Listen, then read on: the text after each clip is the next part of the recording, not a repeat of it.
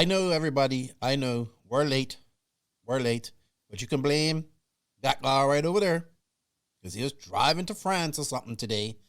Had no time all week in Spain, and he doesn't even have his video camera or anything like that there, and he's in some haunted hotel in France somewhere in the middle of nowhere, and he just about has internet connection. What's up?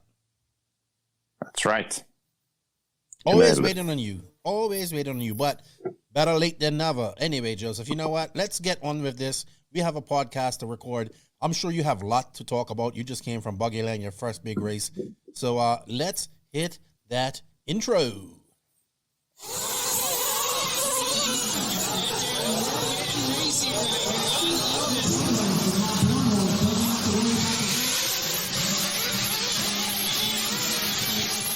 Nitro is the glory. Welcome to the No Name RC podcast with your host tonight, Keenan White, aka Lefty the Great, and if you are unlucky, the Finnish village idiot, JQ. This is the RC podcast with no name, but plenty of content. So sit back, relax, and get ready for some serious bench racing.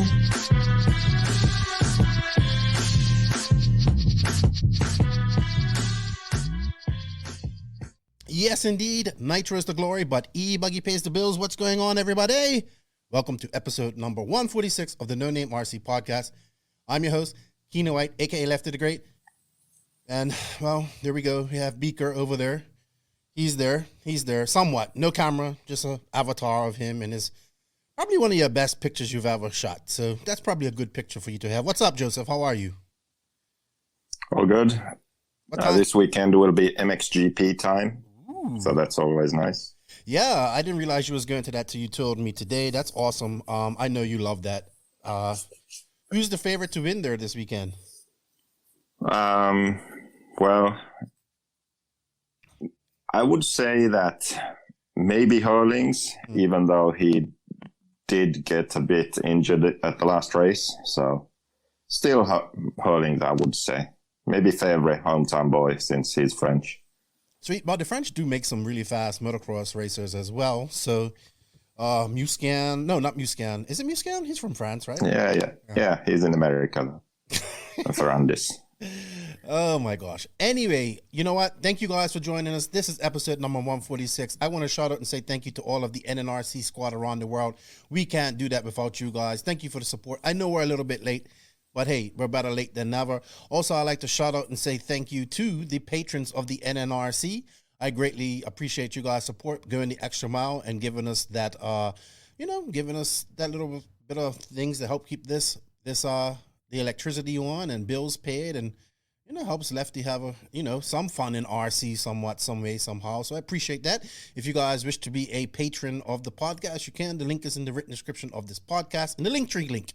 So thank you to all those guys. Shout out to them. We open up Discord for them. We will open up Discord for all of the NNRC people, but the Patreons have their own spot on Discord that they can chat. And if you are a patron, check it out because you guys should. Discord is pretty awesome.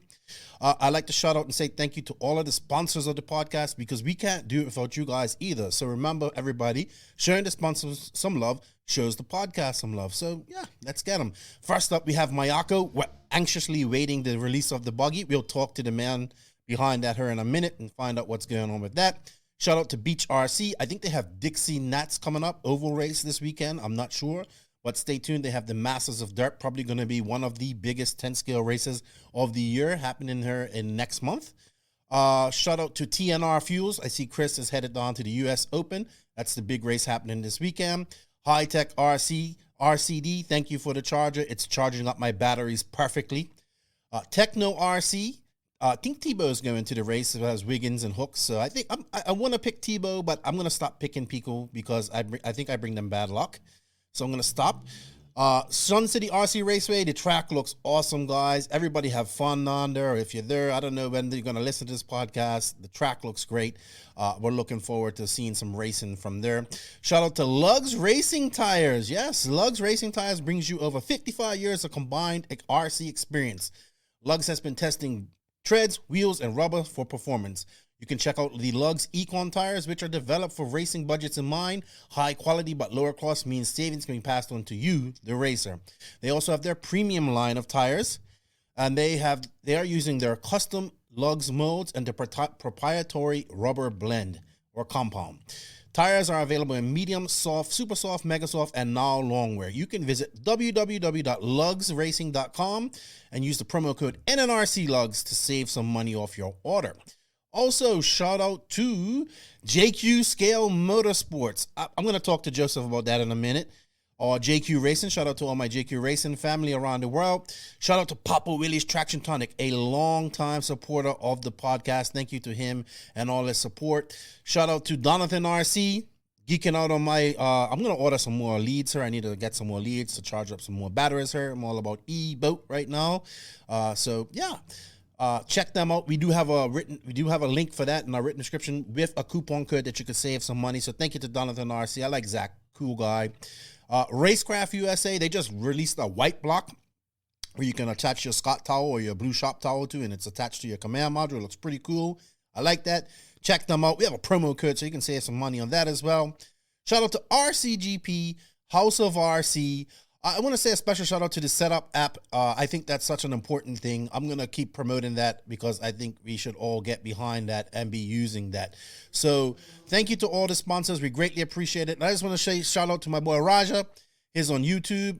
It's his birthday today, I believe, or yesterday. Cool guy. Got a really good YouTube channel.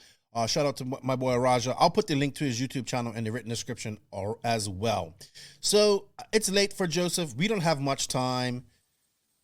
Let's have a quick catch up, Joey. So I called you Joey. I know you hate being called that. But that was a mistake. So you've been traveling, man. Back to your first big race. How does it feel? It's kind of mixed, actually.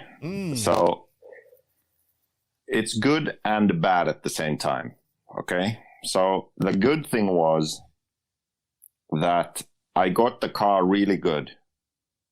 So this track was a good test because it's completely different to what I've been racing on in Finland. So high speed, high grip. It's just very different. So a few key changes and I was comfortable with the car. In the 35 plus main, especially, it was really, really good. So I was happy with that. So that's the positive thing. The car was really good. Then the negative thing was I was kind of off the pace, to be honest. Yes, I mean, not even just the 1 second off, but if you look at the best lap times, it's closer to 2 seconds. Like my best was 38.5 in the race, and they were doing 36.9 in the main, and low 37, low 37s. So 1.5 seconds on best lap. So that's too much. Was you on suicide watch? No, not really, but it's a bit worrying to be that far off. Seriously. And what makes it worse is that I felt like my car was really good. Well, so to have to face the fact that the car is really good, yet you are that far off, that's not good. Because that sort of reflects on me. Well, Joseph, I think you got to understand. Like I know how you get faster. You have to go to the track. You have to practice. You have to race every weekend. All that type of stuff. That's how you get faster. You're not no offense, and I mean this the right way, and I'm not blowing smoke up your ass. You are getting old, right? So that's probably also a factor, even though you don't want to admit it. And you got a lot. You talk about other people that have lots of priorities going on at the same time. Well, you do too. You know what I mean? You have a lot of stuff going on, and like you can't fully focus on racing. Now, I'm not saying you're gonna you're gonna be absolute crap, because believe it or not, people think you aren't good, but you are an above average racer. Like you can beat most of the people that hate on you and talk crap about you. You can beat them on the track, right? You know what I mean? Well, besides the pro guys. But hey, man, it's coming to the point. Like your car was good. Your car was good on a track that the old car really wasn't good. Like if we're gonna talk about the BE here, the BE wasn't. Let's be realistic. The BE wasn't really good on high speed, high traction tracks, which was Buggyland. It was good, but that would be its weak point, Yes, I would say. That was its very much weak point. Like the kind of track like this where it's sort of mixed high grip and low grip, because it is high grip, but then there's dust also. So when you go offline, there's dust, and sometimes in some corners there's dust on the line. So you are constantly sort of driving it on this track where you could either sort of almost traction roll or spin out. Oh, okay. Does that make sense? Well, so it's both things in one. Well, you know, there are sections where you could hit dust and slide, or there are sections where the track is super grippy. So the difference in traction level and the high speed, that's what caused the Black Edition issues, where it got a bit sketchy and nervous. But with this one, it was just so stable and easy for me to drive that I felt confident and comfortable. And that's why I assumed that I would do better, but nah. You know what? Actually, David and I were talking about it, Isherwood, and we just figured out that you just want to be in control of everything so much that you're trying to control everything in your driving. And we think that if you just let loose, you drive so much better.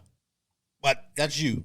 You want to control in a specific place that you want to drive and all this type of stuff. And I think if you just said screw it and sent it without responsibility, you do so much better. That's always my remedy.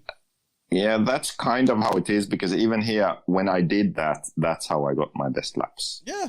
So you kind of have to send it a bit more. So not be so in control and patient and calm. Like, you just have to go for it. Well, you ain't patient and calm. Throw the car around a bit more. Sure. You know, so yeah, but that's what comes with time when you have enough wheel time and practice and driving under your belt. Then that's when that comes. Yes. Also, all right, we're going to talk more about the race here later on. Let's talk about, all right, can we talk about the Mayako? I actually joined the Discord, and I kind of waited a long time to do this before I got in there. And we actually had one for the NNRC for since beginning of the year. I've known about Discord for a long time. I just never used it. And I must admit, I went in there and I was super impressed with it. And I was like, this is such an awesome tool that I was like, all right, Rowan, Barbarian, you made the NNRC Discord. Let's activate it. And I got the patrons in there. I'm learning how to use it myself. Like, I need to learn another social media platform. I'm already doing a bunch with them already.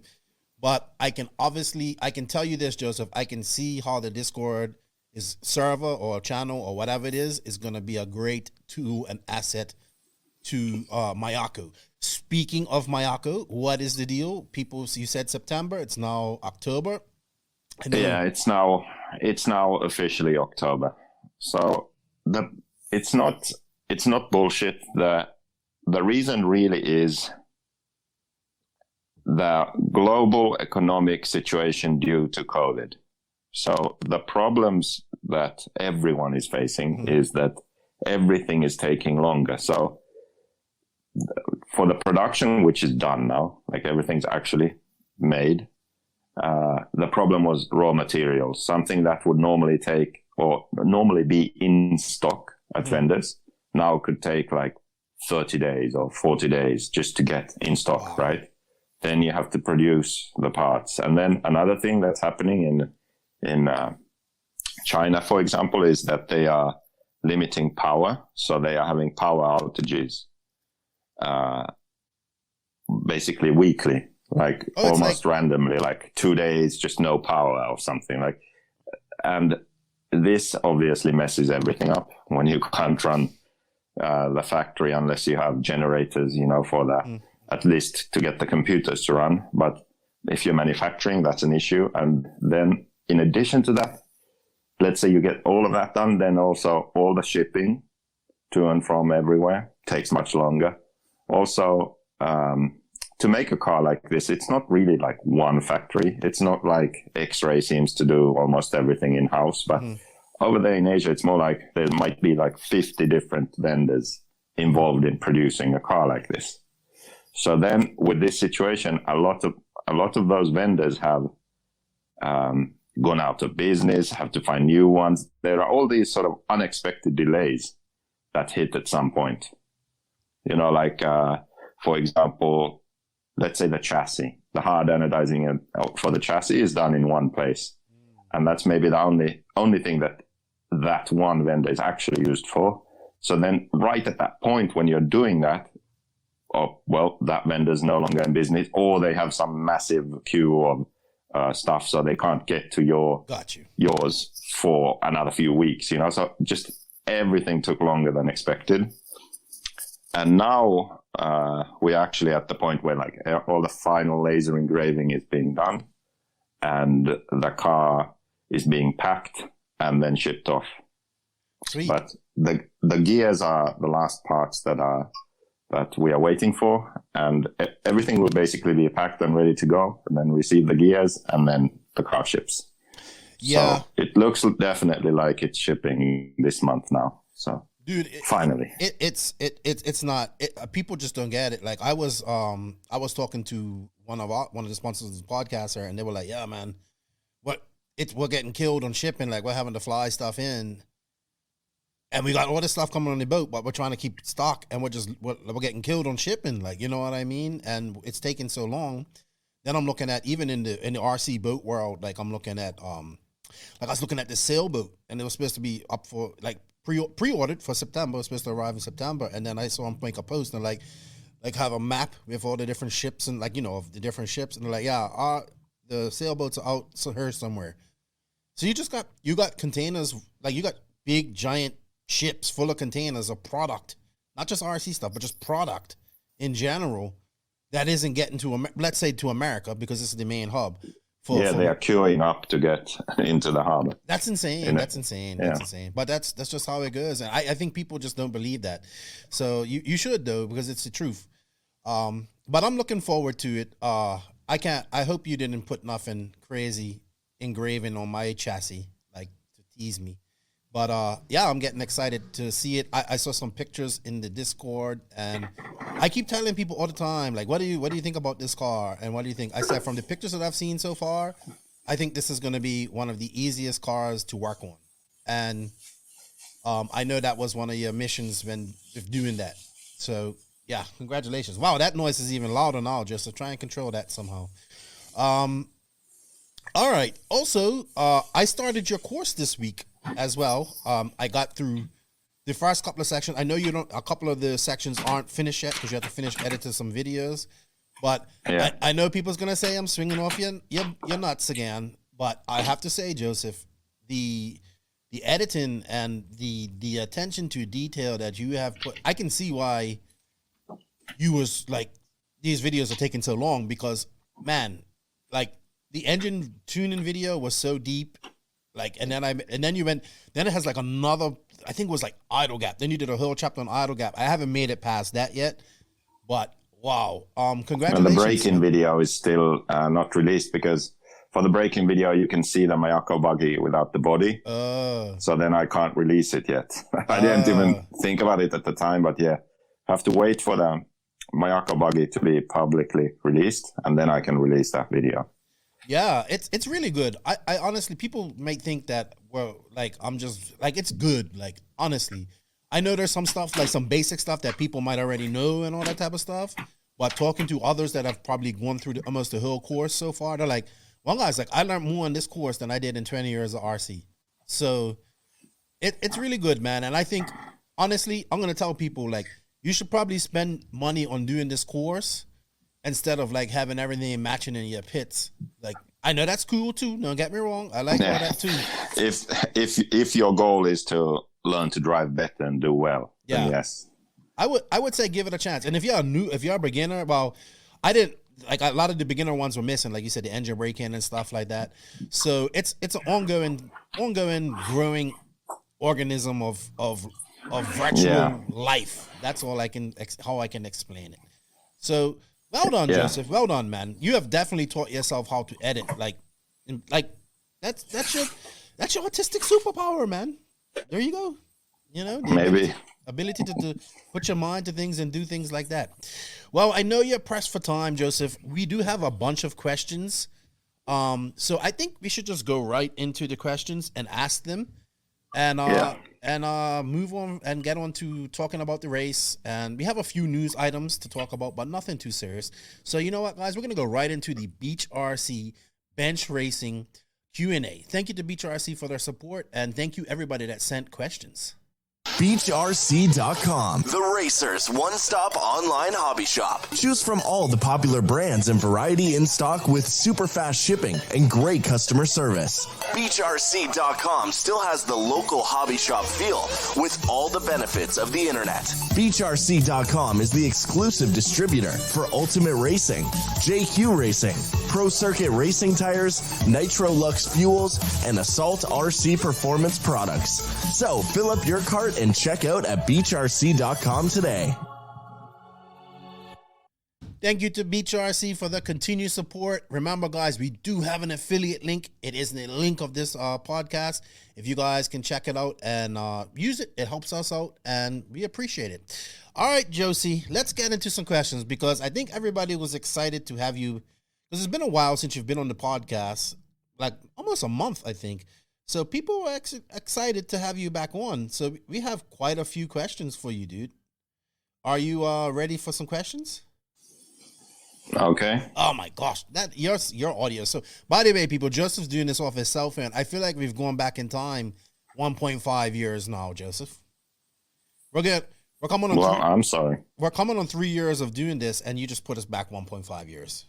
But anywho, it will get it. All right. Quick question we have from Matt Dixon. What's up, Matt? My buddy up in I think it's in Ontario, up in Canada. In low grip conditions, would there be a benefit in removing this rear sway bar altogether versus running a thinner bar? No, you wouldn't want to remove it altogether. I assume this is 8 scale. Yes. On buggy. Mm-hmm. On the JQ, it's a JQ driver, so the 8 scale buggies need the added support that sway bar or anti-roll bar gives. Otherwise, they would just collapse on the rear outside tire constantly when you start to accelerate. So, no, you would never want to remove it. The thinnest rear roll bars that I sort of ever see is really 2.3. Mm-hmm. Personally, I never really go below 2.4. Very rarely even use 2.4, so I use 2.5 or 2.6. Okay. That's pretty much it. Our next question is from Benjamin James. What is it going to take to get more top Americans moving up to the higher classes, like modified in both on-road and off-road? Well, I think I don't know too much about on-road. I know they're allowed. I don't know if I think they're allowed to run stock and modified in on-road. I don't know. So I can't talk about that. But in off-road, I think all the top drivers in America do run modified. The guys who are in stock, I guess he's talking about guys who don't want to move up from stock, like Born a Crime. I think he ran stock again this weekend. I'm not sure. Did he really? I believe he did. I believe he did. What's wrong with that guy? He ran stock at this week on carpet, of all things.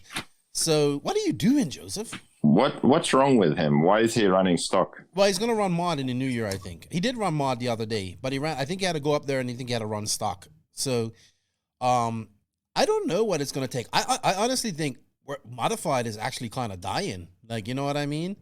So I don't know. What's your opinion on that, Joseph? Well, I think stock should be for people who are starting out. Mm-hmm. And then when you have experience, you run modified. And then maybe there should be some class that is for the people who have this as a hobby and they just enjoy it. They don't take it too seriously. They don't, get special batteries and pink pinions and charge their batteries at 1 billion amps to get the last power out of them. That's not the point of stock. The stock is like, it's lower speed. I can handle this. This is easy. I just race a few weekends every few months. That kind of thing. I mean, that's what stock is supposed to be. That's fine. But when it becomes super competitive and there's someone who's already a good racer, good driver running stock, I don't see any point in it. Yeah, I would agree with you there. It's a shame we're not seeing more people bumping up to modified and running modified. Run modified with your stock car. Why not? Just put a lot higher turn motor in there and run it with that. Why wouldn't you do that? Like, I don't understand it.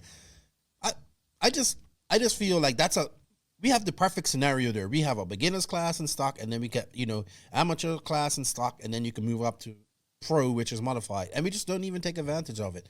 I wish 8-scale had something like that, but we don't. So I don't know what it's going to take. Yeah. Just start kicking these people out of stock. Like, if you win the stock nets, that's it. No more stock for you. You got to go to mod. Like, simple as that. If you should make the top 3 and I don't know, not top 3. I know everybody wants to run it. This was actually a popular topic this week. Evan Osborne, what do you think of the Mugen's new active shock tower for their touring car? Do you think this concept would be any benefit on off-road cars, maybe for a bumpy track? So, have you seen this active suspension, active shock towers, Joseph? I mean, I just heard about it now this week, but I haven't looked at it to see how it works. Okay, so I asked Alex how this works, Hagberg, and he gave me his opinion on it, like what he thinks it's for, because I wasn't sure either. Then Max kind of showed me what it was, and he said it basically works in a way where you drive over a big bump or curb or something, and the active shock tower will help absorb the bump instead of everything going through the shock absorbers. And he says the reason is the M2C has a quite stiff suspension and wheel rate geometry, which forces them to run softer springs to make up for that geometry. So what it is, it looks like, so when it goes up on those bumps, they want that wheel to come back down as fast as possible, right? And what happens is with that active, like, so imagine this is, I guess, so you're looking at the car, so the active shock towers move up and down like that too. You know what I mean? I guess you can see it. So it just helps force it back down faster. You know what I mean? When it goes over those bumps and all that stuff, so the car can keep constant contact patch to the asphalt or whatever they race on. So I don't know if we can see that in off-road though, because I think like the rigors of off-road 8-scale, maybe 10-scale might be able to do it, but the rigors of 8-scale off-road are just so immense. Like, you know what I mean? That having more moving parts like that just makes it really difficult to do things like that. What's your opinion on that, Joseph? Yeah, I'm not sure something like that would work, but I remember there was this crazy Greek Manolis who made his own 10-scale cars and raced the Euros with them. Oh, really? And one year he had a car where the front shock tower was attached with one screw, and he would sort of pivot around that screw. Oh. So you had the shocks, you had the suspension, but also the shock tower was able to rotate. But like this, maybe a little bit like this, like if you was like exactly pivoting at your hips kind of thing. If you was So the shock tower was able to pivot, and the front shocks worked as normal also. Oh wow! So maybe it's so maybe that idea can work in some world, but on his car just wouldn't go straight. So it didn't work for him. Oh, interesting. But I do remember that. So your buddy Jeff Keaton, our good friend, is coming back to racing, he told me. And he said he's going to come on the podcast again here soon, too. So he says he misses talking to you, Joseph. So he's coming back one day when he gets back fully into racing. But he wants to know, with Horizon Hobby buying up all the top brands over the past couple of years and several brands going under, how big of an effect will it have on paid drivers this silly season? I think it's more than just Horizon that's going to have an effect on paid drivers this silly season. I'm already got rumors. I'm already got people telling me that one top driver is going to be either completely out of RC next year or doing it part-time and working full-time, like in a non-RC capacity. I'm hearing that's possible. Ryan Lutz? No, I'm not saying names who it was, but I just heard that. I don't know how true it is or whatever, but I definitely think that we're going to see maybe one or two drivers, maybe not next year, maybe in the next 2 years. It's just so much competition out there. I think like that's the problem. There's a lot of fast guys out there that want this. And in addition to that, with the possibility, like for example, Maxima now pulling out, Maxima not paying drivers, there can be other brands who do the same thing. For example, Agama/Nima Racing, they aren't really doing that anymore, at least as much as they used to, where they had a number of paid drivers, right? They had Lutz, they had Bloomfield, they had these guys, right, in the past. not really anymore. There could be more brands also that scale down on their paid driver. I think they have like teams. Brandon Rose and much more. Yeah, but those guys aren't paid. I really don't think so. Right, not paid yet. Yeah, so there will be a situation where there are less teams that have a paid driver position, or less paid driver positions out there. Let's put it that way. Mm-hmm. And at the same time, you have a number of young drivers coming up who will start winning more races, where the situation will be that if you are one of the older guys not winning anymore, mm-hmm. but you are paid, then there's a young guy who needs to be paid and he's winning. Well, what's going to happen? You're going to lose. You're going to lose out at some point. You have to. Yeah. Like Hara. So. There came a point where, okay, Hara couldn't get anything anymore. You know, like that's going to happen to some of these guys who we just think about like, well, they are paid professionals. They're always in the main. Yeah, but they aren't winning the mains. Mm-hmm. So what about when these kids start winning the mains? You know, all these... like Mason Fuller the other day. Yeah, Mason Fuller and what's the associate? Aiden Horns and all these guys, right?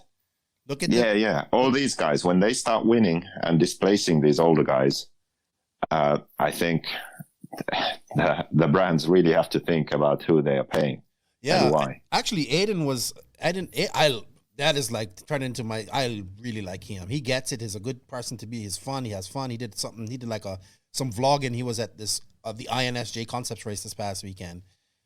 He gets it. Like, and he's having fun and all that stuff. And then let's not even talk about the European guys. You know what I mean? We got a whole bunch of talent coming in over there. We got the Killix, who I actually talked to Berkan, you know, that's coming up in a future podcast.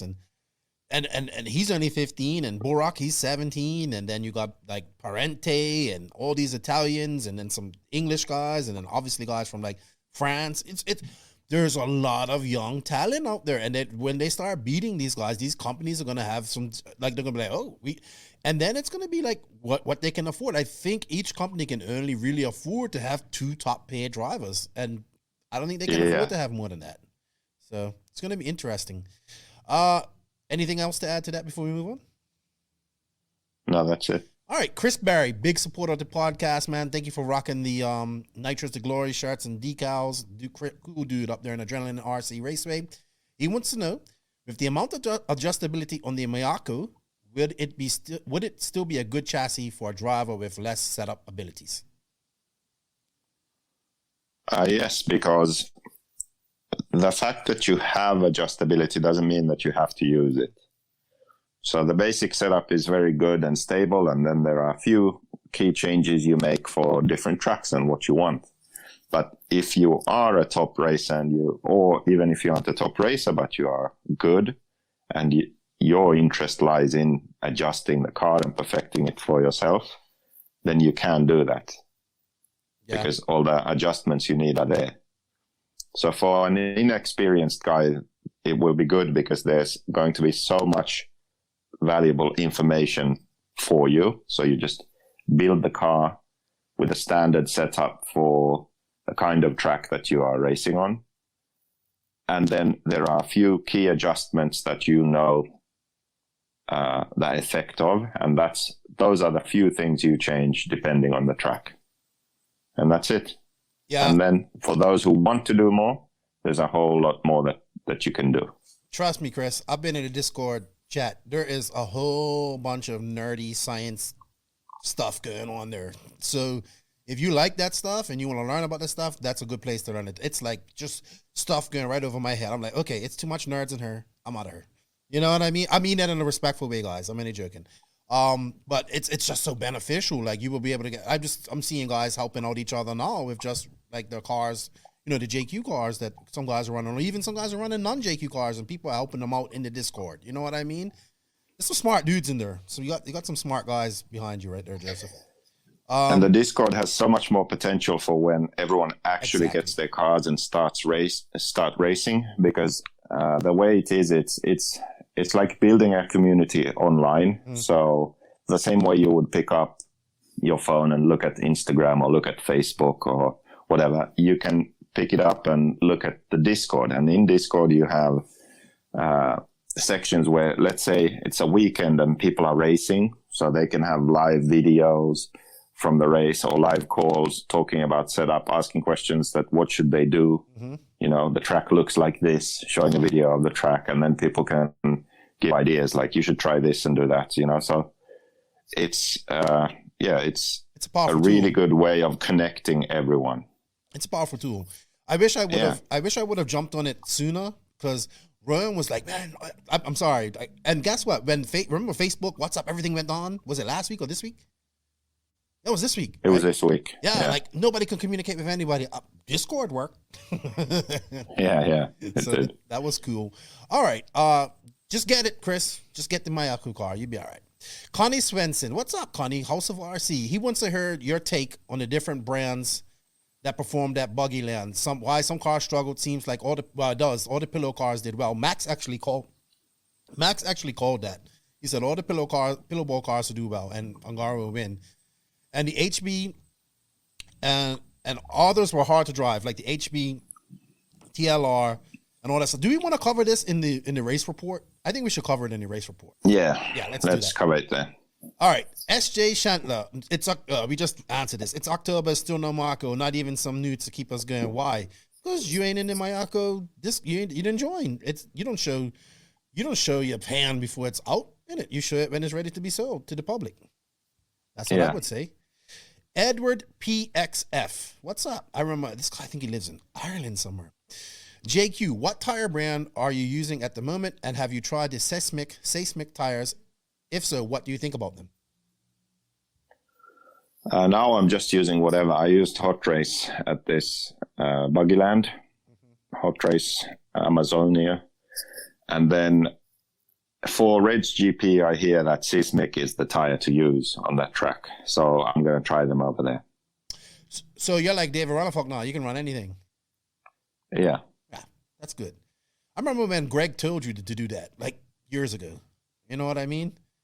It's like... Yeah, it is the best way to do it if you can manage. Yeah. If you can afford it, if you have the contacts, if you have the support. Yeah, it's the best way. Captain Carl Vuchanek. What's up, Captain? I had a good conversation with the captain here. I'll give you a good topic. There's 9 tracks in Southern California within 100 miles of each other. Is that a good thing or a bad thing for the hobby? Last week, JBRL had only 76 drivers. That's an extremely low count. Coincidence? The opening of the Paris dirt track. How many tracks is too many tracks? How many times can you slice the pie and still have enough to eat? Well, I think a lot of people don't go JBRL because they were going to U.S. Open that's happening this weekend. But I've asked this question because, you know, like Joe has opened up his track. You got Thunder Alley. You got Revelation. You got that other track in Victorville, which is a part-time track. You got how many tracks did he say there are now? There are, let's see. Sorry, my eyes. There are 9 tracks in Southern California. So we have Thunder Alley, Paris, Revelation, Palm Desert. I'm missing one. I'm missing 4, 6, 5. Who else, Joseph?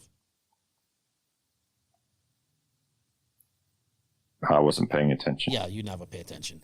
Well, I don't know, Carl. I wonder if this SoCal scene can support all those tracks. You know what I mean? It doesn't seem like they can. But this is not an uncommon problem. This seems to be this happens a lot of where, like a lot of places, like in the Carolinas, they had so many tracks at one point that everybody was, racing on top of each other and stuff like that. I think what we do in RC is we put the cart before the horse. We think we need to build more tracks to get more people into RC, which I think is the opposite way around. When you build more tracks, you just spread out. It doesn't get more people into RC. It just spreads out the little bit of RC people that you have and other tracks close. We need to be getting more people into RC, and then we can have more tracks. So it's going to be interesting to see. And I just think, like, I wonder myself, like, I don't know how long. Paris looks great and all that type of stuff, but how long can it be supported? Like, or any of those tracks. How long will Joey want to do that? Exactly. How long will he want to do it? This isn't the like 1990s and the 2000s, and it's just like Hammett back then. You know what I mean? When it was just that track, and it's changed a lot, and it's going to be a struggle to get people to races. Like, you know what I mean? So that's just a struggle, not just to SoCal. It's a struggle in other areas as well. Matt Leachy, he wants to know, did you ever do the video trial with putting a gyro in your nitro buggy, Joseph? No, there are a few videos that I really want to do and will do when I have time. So first I need to finish that 10th scale comparison, because I did everything except the video. I need to put that together. Then I want to do the gyro thing, comparing lap times and see how much a gyro actually can help. And then I want to do a tire test where I select one type of tread from all the different brands and I compare them. Okay. That could be a really interesting video. So yeah. I want to do those. All right. Danny Newman, I haven't spoken to Danny in a minute. Should more pro class racing be on a control tire, or would that be a better concept for sportsmen? Of course, it wouldn't be great for the tire companies, but just for the racing aspect, I am all for spec tire. I don't really want spec tire in the pro class because I think that's like Formula One. That should be open. Maybe but Formula One isn't open. I know. Sorry, that was a bad example. But I think it should be open. I definitely am. I just think that, like, I'm all for spec tire. After seeing it at RCGP and how many, like RC2 and how many tires guys went through. Like one guy said, I went through 2 sets of tires the entire weekend and I got more runtime than I've ever had. I am all for spec tire. I would like to see the pros do spec tire too. That would be interesting too. Then we can see whose setup ability is the best. Yeah, that'd be interesting. So there are a few different things about spec tire. So I think that for most races, there shouldn't be a spec tire rule. The spec tire is most beneficial for the big races that people travel to. That's where it saves the most money, because if you're traveling to the other side of the world or the other end of the country for some big race, you're flying there. That's where it starts costing money. If you care about your racing, you want to do the best you possibly can, you need to have the right tires. Most of the time, they aren't available at the race, so you have to buy them first, which means that you either have to ship tires or have an extra bag or something, so you have a lot of tires with you. So you've invested in a bunch of tires, of which you will only use a few. And most likely you won't have the right ones anyway. That's how it always goes. So having a control tire for a race like that makes it a lot easier for the racer. They save money and time and stress about tires and can just focus on having fun and setting up their car. So for races like that, spec tire is very good. Where spec tire isn't so good is, let's say, a local race. If you want new people to join, you'll be forcing them to buy tires. They might have a ton of tires, but if they are all not that spec tire, they can't race them. So you are forcing new people getting into racing to buy an entry and the tires, which is more expensive. So you have to think about that. And then also at the other end, when you talk about like World Championship, for example, or European Championship or Pro Class, that's where you are working with a tire brand as a sponsor, for example, or the brand you race, you set your car up for that. And then at the other end of the spectrum, when you have a big championship like World Championship or European Championship, then drivers have their own tire sponsors. They set their cars up for a particular tire. Like all the different brands should be allowed to compete for that title. So there's that to consider also. So if it's a control tire, then tire brands don't compete to win championships because it's a control tire. So there's that, the sort of open class, like the RC2 class of RCGP. No brainer, spec tire, because you want people to travel from all over to that race and do that as cost competitively as possible. So have a spec tire. That makes sense. Like DNC, open class, spec tire, or even a race like that is a bit questionable. It's not a world championship, you know, it's just a big race. So for something like that, everything could be spec tire. It's just a matter of opinion at that point. But definitely, I think for races like that, the big races people travel to, non-pro classes, spec tire would be the best way. Yeah. All right. Great question. David Sandate. At one time, on-road cars were getting very expensive. Then Yokomo came out with a plastic tub on-road car, fully loaded with bearings, and I believe it wins the Reedy race. And that chassis cost $150 to purchase. It changed the game a while before cars became ridiculously expensive again. Would you like to see that change again with a more affordable buggy that can bring races back to an affordable price?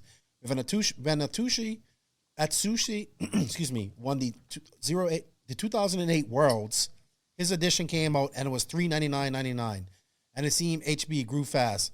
Would this be a good change for the industry? I don't think you're gonna. I think also we're talking about 2008. That was what? How long ago, Joseph? My math's off. 10, 12, 13 years ago. Prices were a little bit different back then. But definitely, I would like to see. Definitely, I would like to see something for beginners to get into. I don't know if where you could do that with an 8 scale, maybe a really good 8 scale e-buggy. But I mean, we've had so many different examples of that, like this, like we talk about it, like Slash and Short Course and all that stuff. But what happens is just people just ruin it, man. Just ruin it, and the racers ruin it because they want tires and they want this and they want that and they want this and that, and then the companies just cater to it. You know what I mean? Yeah, but what we need is sort of the big classes like 8 scale nitro, 8 scale electric, for example. Mm-hmm. We need a car that is competitive, so it's good enough to go out there and race. So it's not some ready to run. Mm-hmm. It's not a Kyosho MP9 ready to run. You know, it is a car that is capable of going to an 8 scale race and winning the pro class. Mm-hmm. Like if you gave it to Mayfield, he could win. That kind, it's not what he would, it's not his first choice, but he could. Mm-hmm. Do you see what I mean? I agree with you. And make a car like that, make it affordable, and that's how people can enter racing. Mm-hmm. Same thing could be done for 10 scale off-road also, or on-road. So it's not the cream of the crop, all the bling, most expensive thing. No. There are ways to make a car like that, design a car like that, where it's affordable, but it doesn't have to be so downgraded that racers look down on it and think like, you can't race with that. Yeah, you need this other thing. You know, it needs to be good enough to race, good enough to take it as far as you want in racing, yet it's affordable. But we need that. Yeah. We need to lower the, we need to make it easier for people to enter racing. Yeah. The gap between the basher and the racer is too big. I would agree with you there, 100%. Robert Maskell is another silly season question, but I'll ask it. I think we kind of covered this. So if the seeming surge of new talent coming through Europe and USA, 8-scale buggies talking about, is the silly season going to get more interesting? Will manufacturers expand teams and give the upcoming drivers less of a deal? Or do they risk losing fresh talent to a higher bidder? I think next silly season, you're going to, I think you're going to just see maybe guys getting just less, period. Like, you know what I mean? Especially on the tire side of things. I don't see bidding war, maybe not bidding wars going to people, because I hate to say this, but I just think we're getting to the point where we don't see just a professional driver generating sales for your car. Some do, yes, some do. But it takes a lot more than just a driver to sell cars. It's a whole, because that's what it comes on to at the end of the day, to sell product, right? You get these drivers to win with your product, to sell it. But it takes more than just winning. It takes more than just that. It takes a lot more than that. And especially in this day and age, you can't be the introverted in your corner. I'm not talking to anybody. I don't want to speak to anybody. I had a bad run. You got to be like a character and all that type of stuff. I just don't. I see this and this young talent that we're talking about. We like them and they're fast. They have to win. You know what I mean? Second, third, top 5, like you said, making the finals. They have to win. When they start beating the older guys who have earned their rights to be there, like Mayfield, Tebow, even though Fenn's young, he's still a veteran, and these guys, when they start beating these guys in the regular, then they can, their game, their value goes up.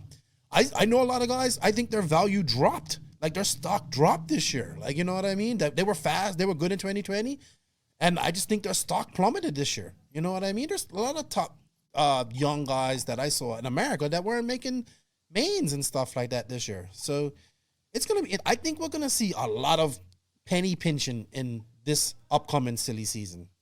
Honestly. I don't think you're going to see big contracts being thrown out and a lot of money because companies just don't have it. I think there will be some big moves this silly season. Because with COVID and everything that's been happening in the world and RC, I would expect some big moves to happen. When you mean big moves, what do you mean by that? Like just big moves as in this person going to run for a company that you didn't think they would? Yeah, like how when Cavalieri went to S-Works, then he went to TLR, like that was a big move, you know? Right, and, they're going to go who's going to pay him. Testman went to X-Ray. Hot Race and X-Ray and these kind of things. Like we're gonna see some big moves. I think we're gonna see big moves, but out of necessity, not out of because they're gonna pay more. You know what I mean? I think they're gonna be like, hey, I have to get what I can get. Because like we've spoken a few years already, like there are companies who need to change the way they are working. Right. And with that comes the necessity for some to switch or they choose to switch. So I would expect something like that to happen. Yeah. And still you got the young guys nipping at their heels, man. I think you're going to see, we talked about it. I just think you're going to see a lot of changes, but not in the way we think we're going to see it. You know what I mean? And not because of certain reasons. Guys gonna be like, I need to get a paycheck. I'm going wherever gives me a paycheck. That's what they're gonna do, and that's what it's gonna come down to because guys need to make a paycheck. All right, on to some Instagram questions real quick. Hyperfox 2.1, what's up, dude? When my subscription expires and if I don't renew, do I lose all that on there? He's talking about the invisible course. Is my hard drive swiped clean? $400 hard-earned American dollars flushed down the drain. I don't know who this guy is, but he's definitely funny. He's asking about the invisible speed course, Joseph. The course, it's valid for 3 years. So after that, you lose access. He says, are you going to swipe my hard drive? All right. Yeah, well, the thing there is that you can probably screen record them or whatever, but you won't get any of the updates. So there will be some really good updates. And also, when you get that full course, you have access to a Discord server. And that's obviously really helpful, just like the Mayako one is. So you want to have access to that. And you need the course to have access to that. So I don't think it's too much to ask that you get the $400 every 3 years, right? If you're really into racing, you want the best information, you want to learn, then $400 every 3 years is not really that much, I think. Okay. There you go, Hyperfly. He actually has 2 questions. Joao Mello, top 5 drivers in the Buggyland were on balls. When will JQ convert himself to balls? Never. You see, that's the beauty of the Mayako. So I run balls substitute. I'm not into the balls. But you got fake balls? Fake balls are pretty good. Yeah. Yeah. So there are two different front ends on the Mayako. You can run the traditional C-hub, which is zero KPI or just a bit.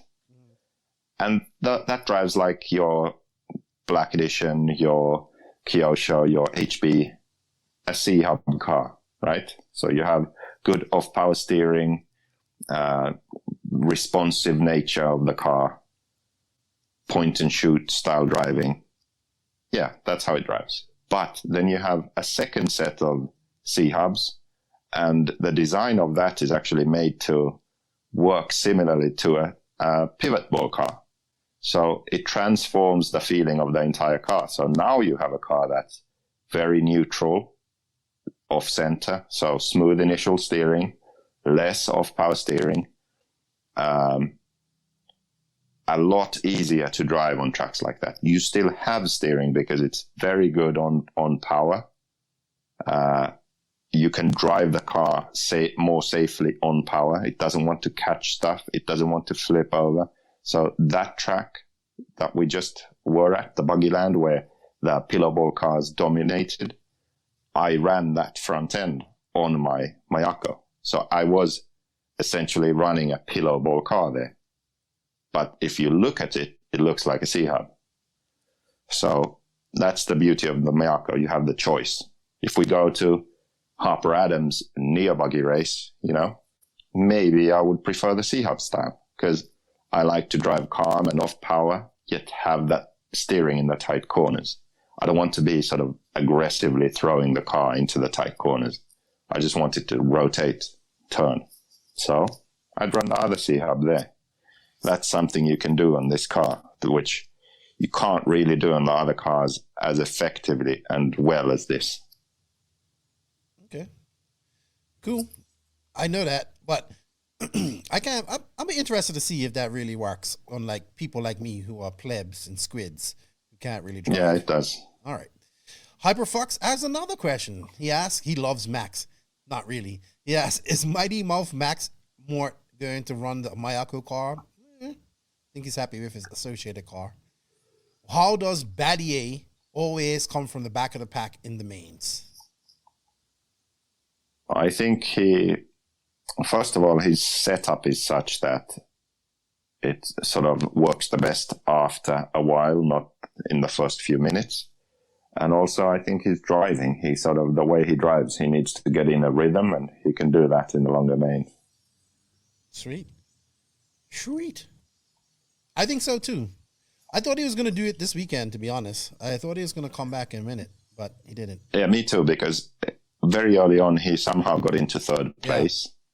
I was like, holy shit, like Robert's coming, and he started back in the pack somewhere. Yeah. But I wouldn't know. I couldn't really watch it, so that's going to be one of my rants here in a minute. All right. Fred Costa, I believe he's from Brazil. Why spacing the link on the rear tower affects rear traction? It's like, I don't know if he's talking about do you space the link, or is he talking about the? Well, let's just assume that he is correct and talking about link. So the reason is that if you have watched any of my videos, by now you will know that as a car corners, there are forces that travel through the upper links and the lower arm. So the outside tire, if we just focus on the rear end of the car now, it's easier.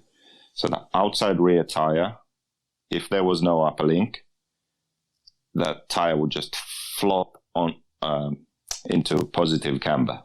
So that the wheel would fall over outwards. So the upper link is actually pulling on the chassis. Right? Mm-hmm. Do you understand what I'm talking about? Yes. And you're talking about the jacking? Now, yeah, this was explained, in the jacking video. So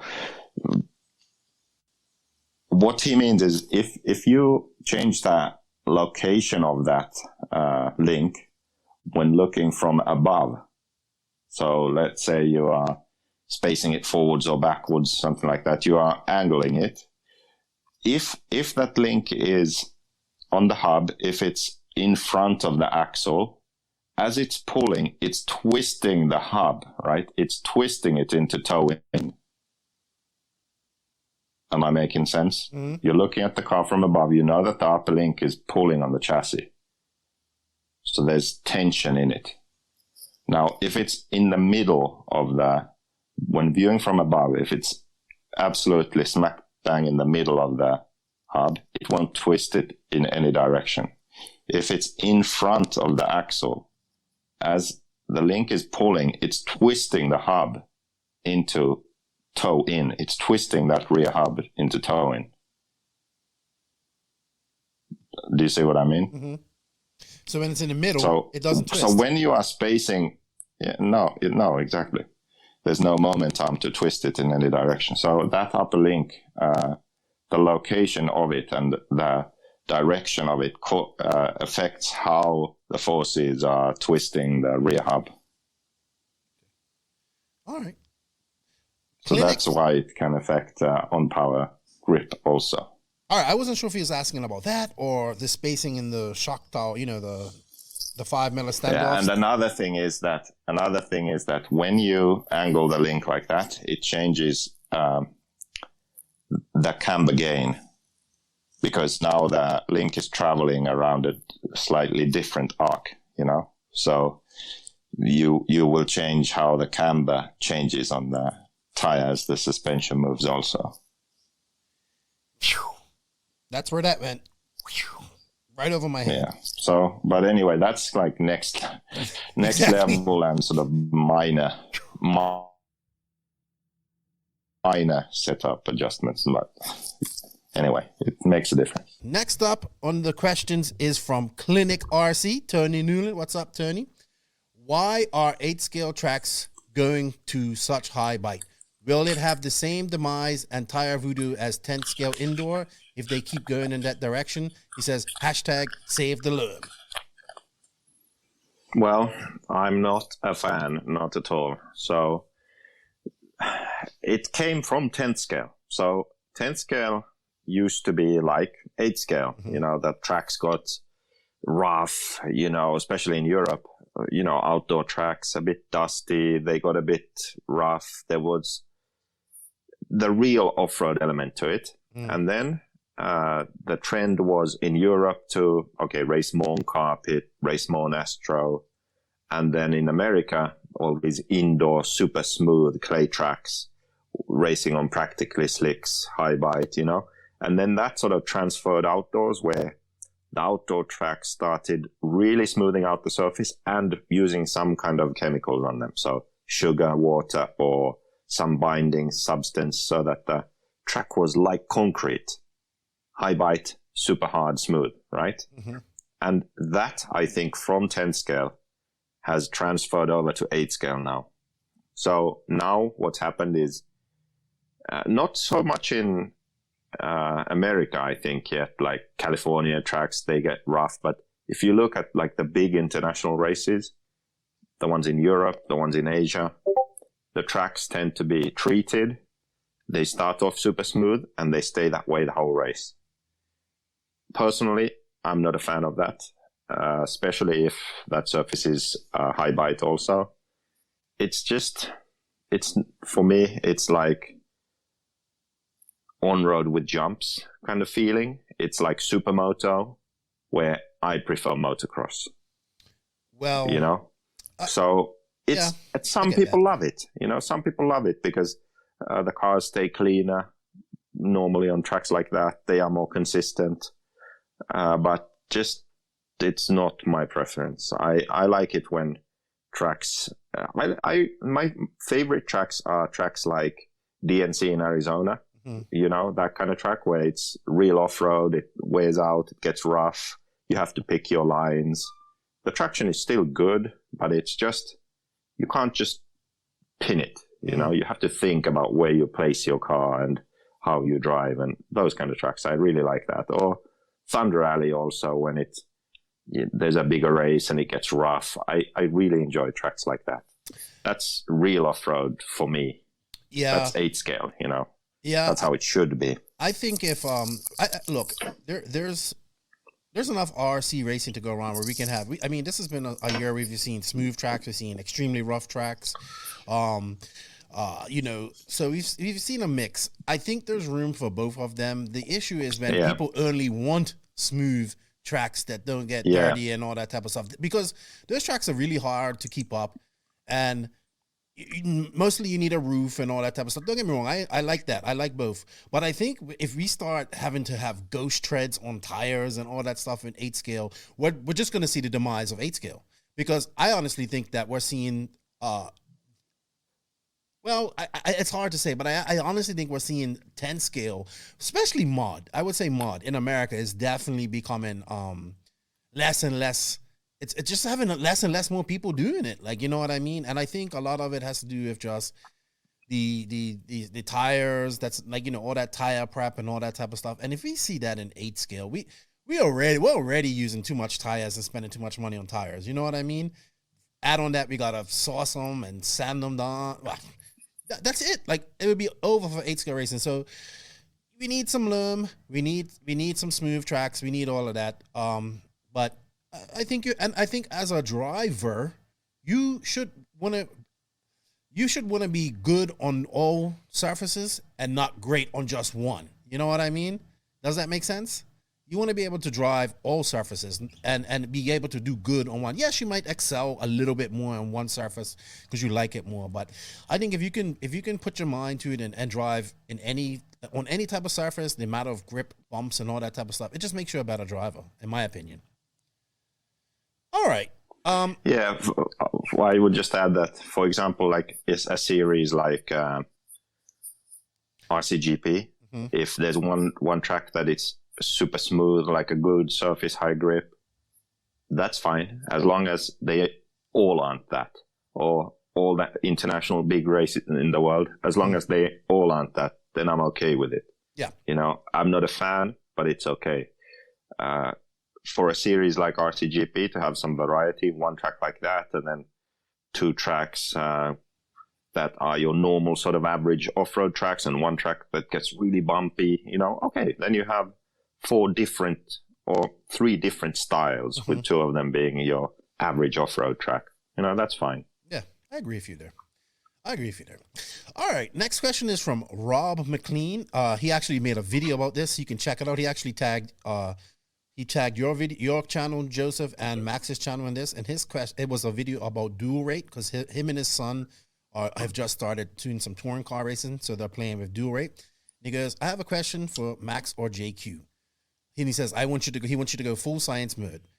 He goes, on steering, exponential versus dual rate versus curve. What are the differences and how do each affect steering? Okay, well, dual rate affects the end points, so EPA, but equally left and right. So what you do is, when you set your radio up, you set your endpoints with the dual rate at 100. Okay, and one thing many people miss is, if you have very unequal endpoints left to right, it means that something in your linkage isn't built correctly.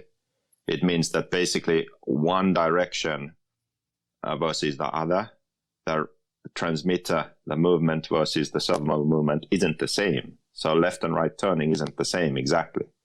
So what you should do is, you should achieve a setup where endpoints are equal, left and right. And you do that by changing the length of the link that goes from the servo to the servo saver. So you can experiment yourself. If you have this situation, then lengthen or shorten that link, adjust the neutral so the wheels are straight forward again, and then reset your endpoints. So by doing this, you can achieve a situation where your EPA is equal left to right. That's what you want. Then, if you then adjust dual rate, what you do is, you might be in a situation where you just have too much steering. If you go down on the dual rate, you reduce left and right steering equally. So the whole car just has a bit less steering, because you have less physical steering with the wheels. So that's what dual rate is for. Then curve and exponential are the same thing, just different names for it.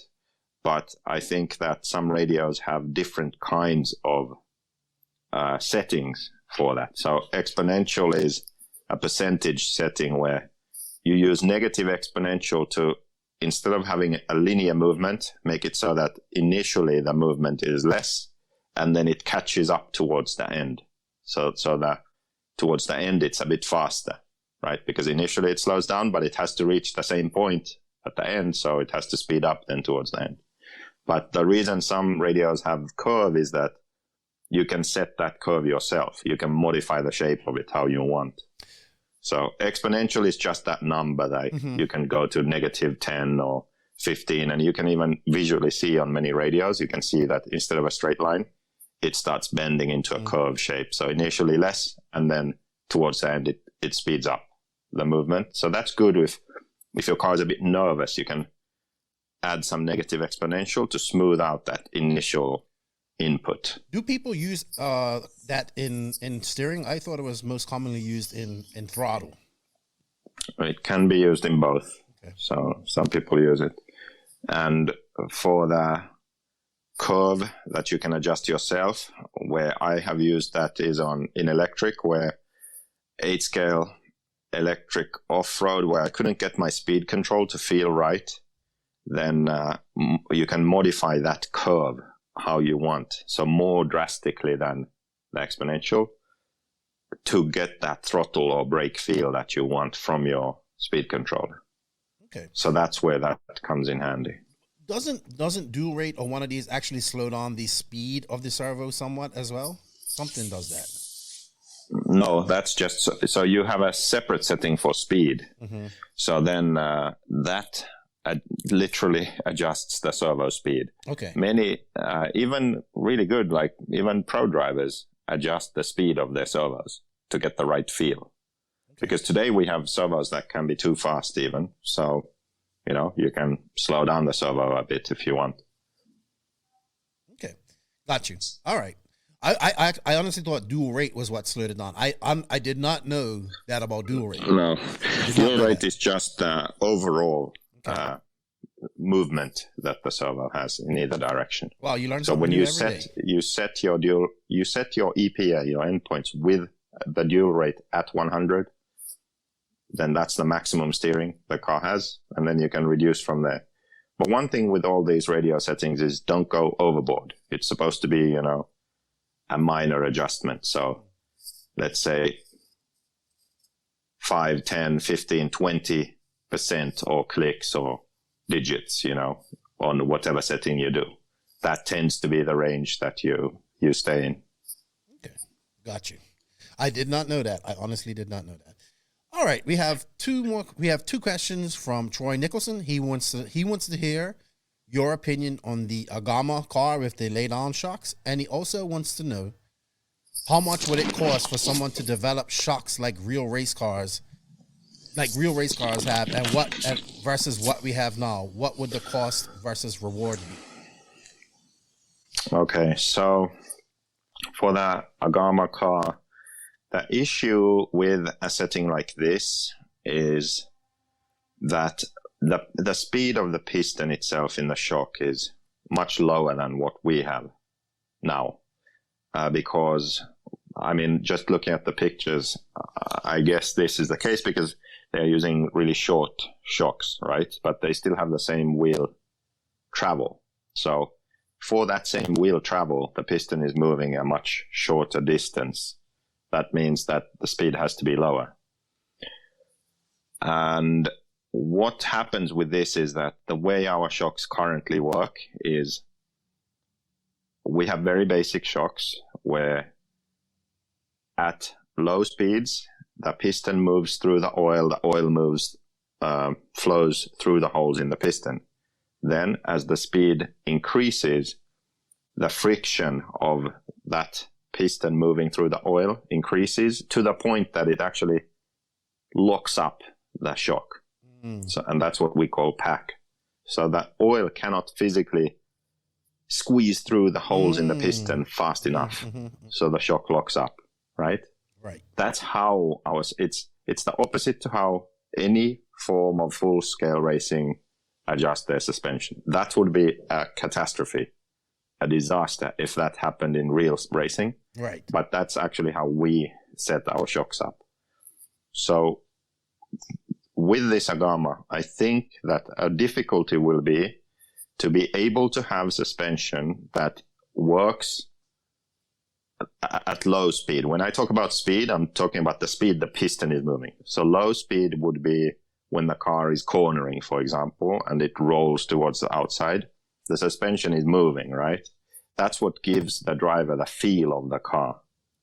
That response, the feeling of driving, is these movements that the chassis makes. Diving, squatting, rolling. That's low speed suspension movement.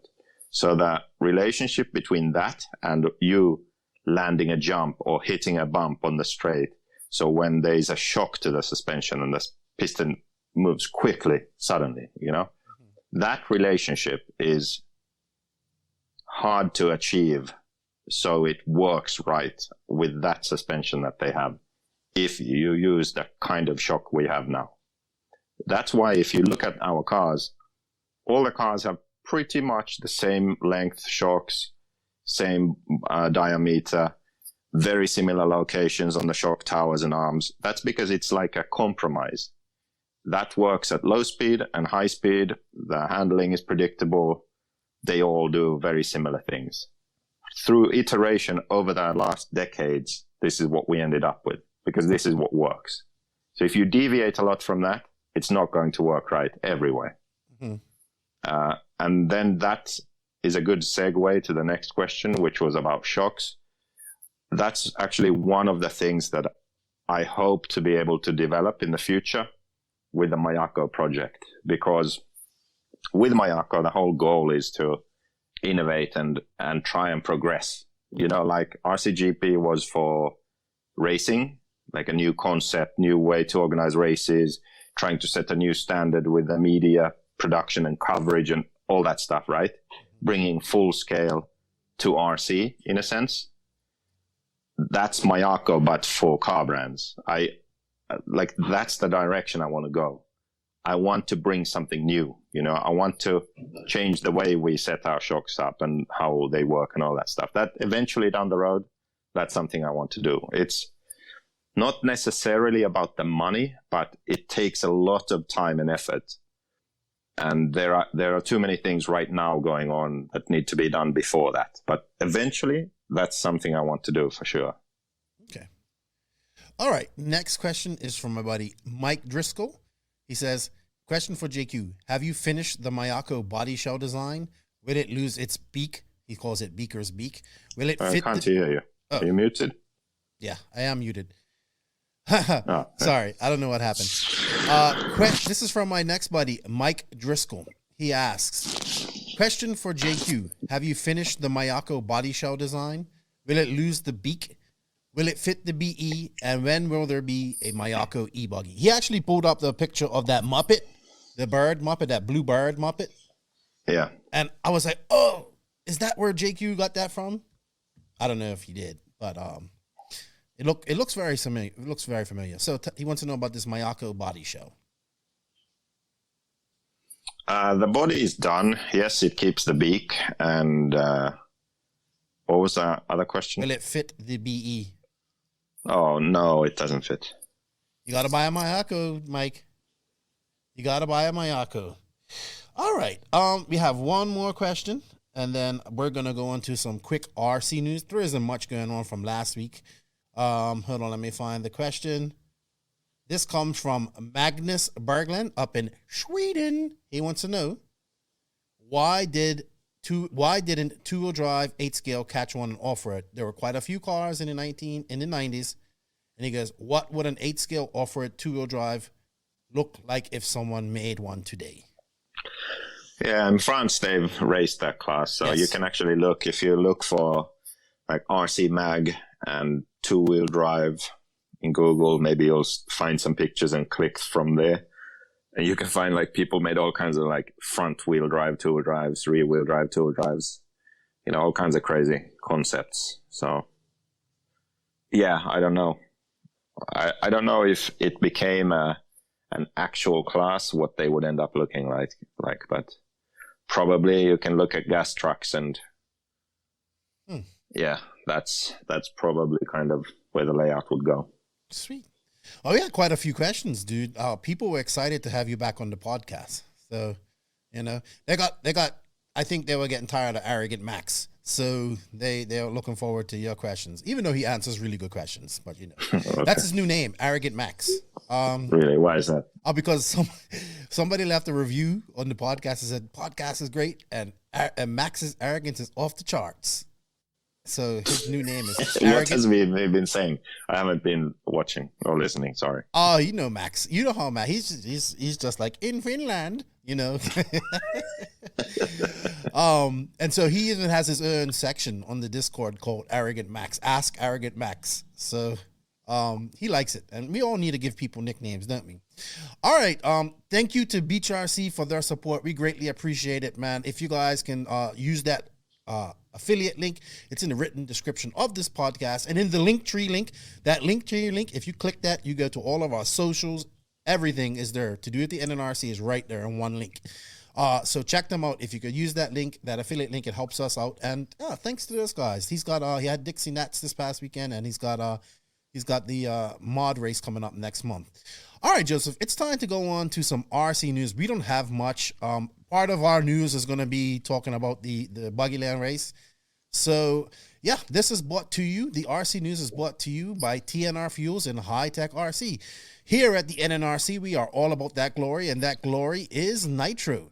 TNR Fuels is the hottest nitro fuel in the market, owned and operated by Chris Nelson and his family.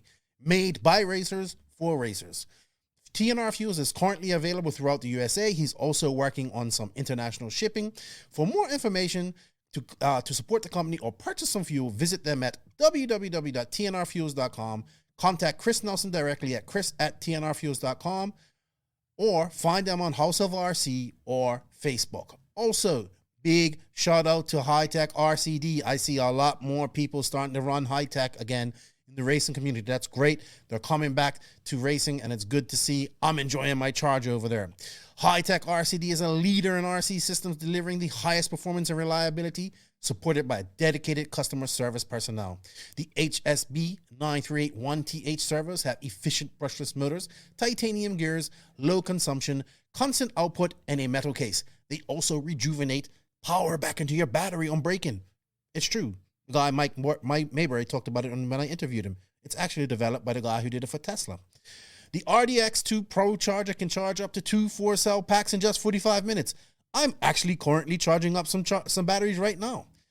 And provide power for engine heating and tire warming. Also for charging up your cell phones too. Trust in Hitec, your server and charger headquarters. Visit Hitec RCD, where to buy for your nearest retailer. So thank you to TNR Fuels and Hitec for their support of the podcast. Please show them some love. All right, Joseph. Really not much news from last week. I think the weirdest thing was J Concepts actually had 2 races on the same weekend. They had the J Concepts West Carpet Championships, which were held at in PDX Underground, which is up in the Pacific Northwest. I believe it's in Washington. And I think Dustin Evans, real quick, let's just go through who won this, because it's I know we're not really feeling 10 scale at this moment. So let's go. 4-wheel drive, 10 scale. Ryan Mayfield, Dustin Evans, and Andy DeBrino. I don't know who those guys are. Harley Yoshi was there.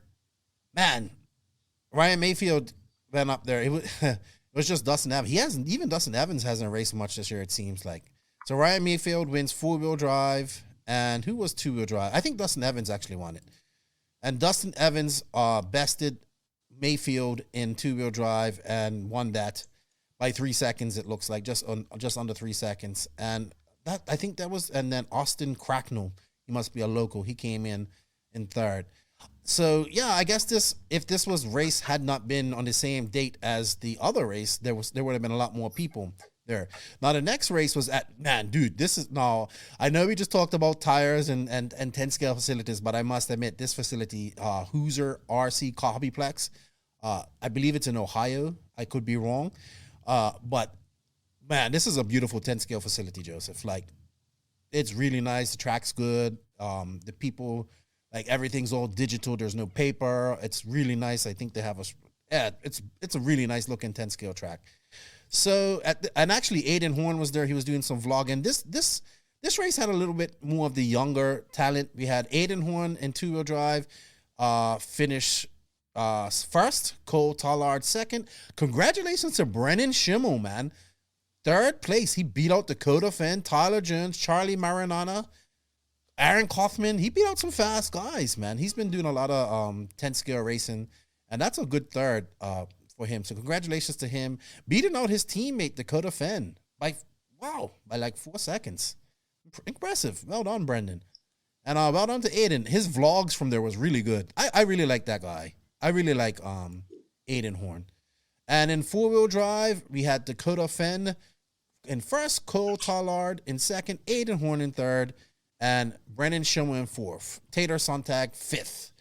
So yeah, this race had the more talented. This race had a deeper field of talent to go to. I just kind of wish this would have been planned so all these guys could have attended these races. But I guess with so many big races and so many different races being big races that, it's kind of hard to.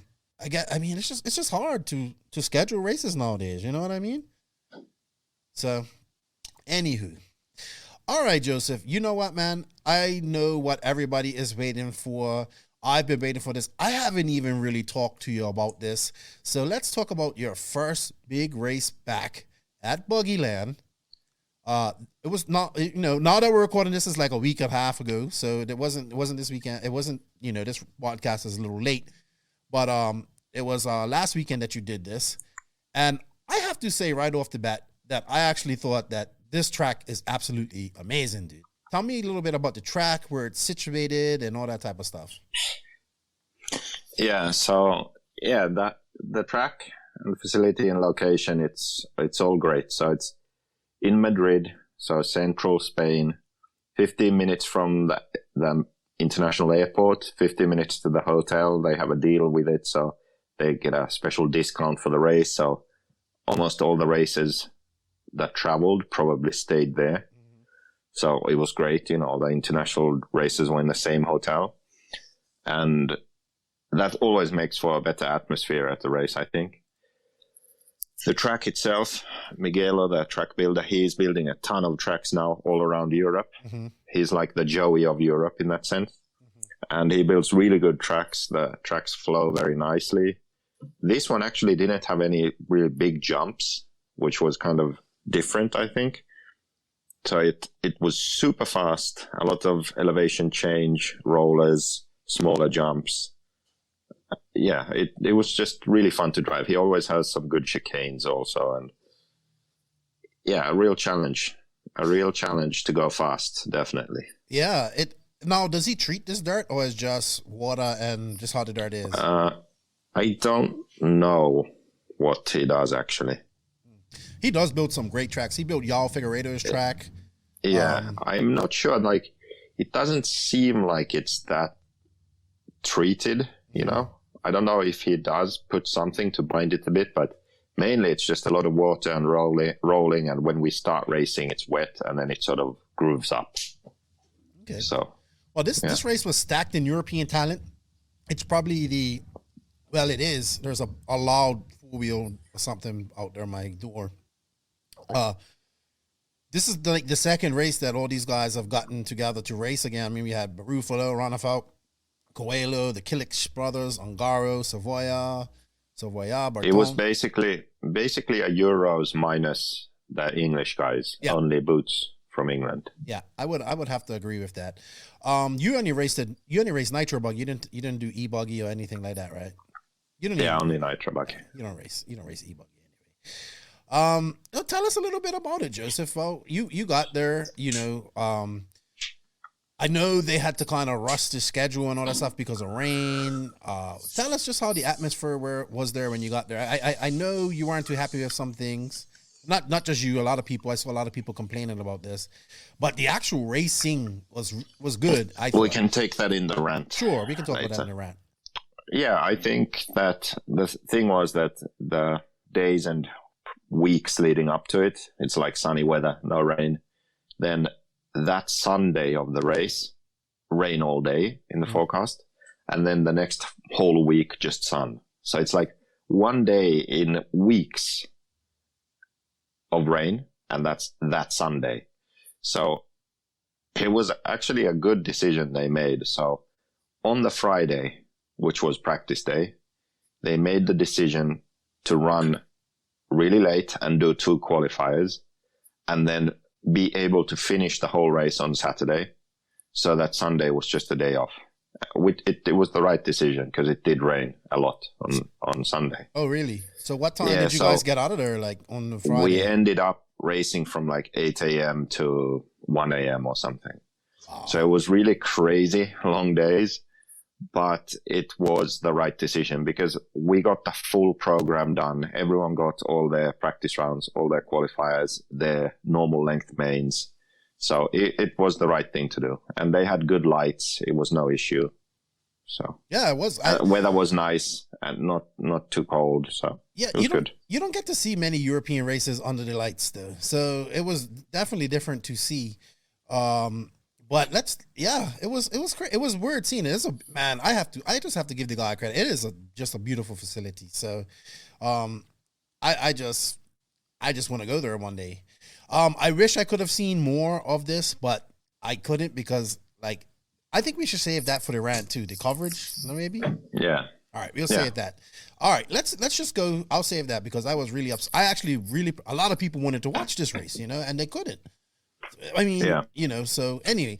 Well, next year, hopefully. Yes, next year, hopefully. So thoughts? Being there, it was great, Right. So. Right. I get. That's why I wanted to talk to you about it. So let's talk about you. You didn't do as well as you wanted to. You ended up where in the Yeah, I was in the B main in the pro class and no chance of bumping really. No. So that was that. But there was a 35 plus class. Mm-hmm. So I TQ'd and won that. And there was one fast guy there. So Alberto Garcia, he's a local, runs Mugen, I think. It's Fox or Mugen. I'm not sure now. I think Mugen. And yeah, he was there and that's his home track. So he was fast, but I managed to win. We had a good race going actually. And then first or second pit stop, he flamed out in the pits. First pit stop, I think, yeah. It was a 20-minute main. And then right towards the end, he had another problem. So, well, but it was good. I picked the Viking to win this, and Max he went with the logical and fact, like he went with stats, facts, and logic, and I just picked from the heart because that's just the guy I am. Even though I'm not saying that Ronnefalk couldn't win this, but man, it was a pillow bowl dominated final, man. I mean, you had David, like Ongaro just came and did what he normally does. Like he was shit. Like he was not good in qualifying and seeding and all that stuff. And then mains come and it's like, oh, I'm back. Oh, I'm here. Time to race. He killed him. Like, he killed the whole field by 12 seconds. Wow, hold on. That bike's loud. Oh wow, that bike's super loud. Sorry guys, it's like one of those 4-wheelers out there. It's really loud. Juan Carlos Canas was fast too.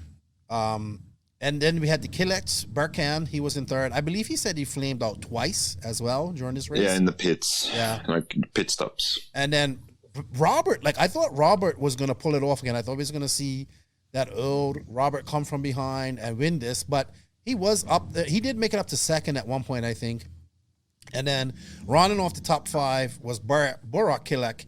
But him and the Viking, man, they had the Viking must have had a really bad start. I don't know because I couldn't see it. He crashed towards the end of the lap. On the first lap, David crashed and dropped to last, I believe. So, and then also a few laps later, he had another crash. So he had those 2 crashes in the beginning really set him back a lot. Got you. Yeah, because him and Burak just ended up battling for almost 40 minutes, I would say. The entire race, they just switched places. And I talked to him, and he was, David, he wants to win everything, but he just like, just didn't have it this weekend. He was like, I was like, dude, you had a vicious battle with Borak that entire race. So the way the track was, the grip was kind of deceiving almost, because it was high grip, but then there was also some dust. And it wasn't, at the end of the day, it wasn't really that high grip. It wasn't like Velcro. You could still slide a bit in places, Mm-hmm. But if you had to explain what the grip was, you would say it's high grip. Okay. So on those tracks, it's high speed. You're driving a lot on power. There's a lot of elevation change, going over a crest, dropping down while turning, these kind of situations, right? And in that, the pillow ball style, it's easier to drive, I would say. Mm-hmm. So the C-Hub type of car is more responsive, more aggressive. So you really have to nail the setup to be competitive in those situations. So I think for David, his car was a bit too nervous and aggressive. So yes, he made those mistakes in the beginning, and then he was behind. Like maybe if he had been with those guys and not made the mistakes, he could have challenged for a podium. But still, it's like he definitely didn't have an advantage. I don't think he was on the same level. He was at a slight disadvantage. Yeah. And if you look at the results also, you see that there was only 2 C-Hubs in the main, him and Savoya. That was it. Okay, so out of 15, was it? So no, 13. How many in the main? Make it, yeah. Well, was Marco running Pillowball or C-Hubs? Barufalo? Yeah.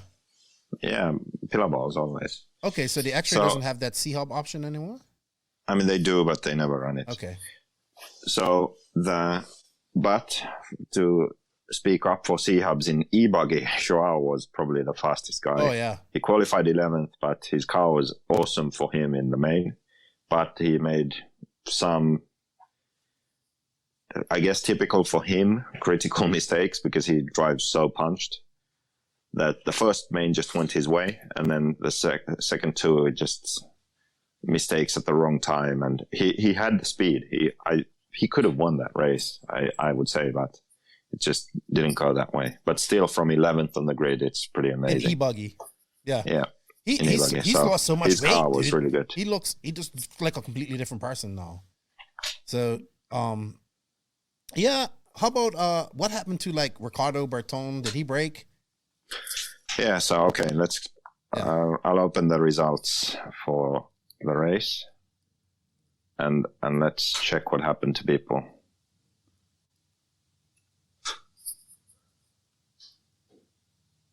What do I find? Events? No. Results? Well, I got it here. We got you got to go to results and then final. I have to talk about this too on the rant. What's that? The Everlapse. I like it, but it still has a long way to go to be like live RC. Yeah. Okay. So if we start from 16th. So just quick run through. So Brian Baldo was the last guy to make the main. He just beat out Joao at the line in the B main. I mean, he had a broken arm from riding his motorbike enduro, so he had some pain in his arm. He was suffering an injury. Ooh, right? Yeah. RC, it's not normal to say that you're injured, but he had an injury. Left arm, so throttle finger. Painful, apparently. He made the main, but he didn't have the pace in the main really to do much. He had a problem early also, and he was out. Marco was fast, but never really a threat to the top positions. He was like mid-pack, had some issues. This wasn't really his track. Maybe his car wasn't that good. I don't know what the issue was. Something like he wasn't really a threat at any point, I would say.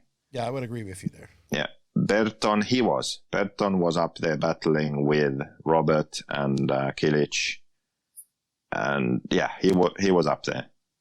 So he was podium guy, definitely. But then he broke a 3D printed arm on the Infinity on the front. I was about to ask that because I looked at it and I just saw the Infinity was a mixed match of different cars. Yeah, but they have a lot of their own stuff too. Okay. But a lot of it's just 3D printed and prototypes. So yeah, it's not the strongest. So he broke at some point while up there. I don't know. Can I see what position he was when that happened? I think so. He was 4th, 3rd. Okay, right when he broke,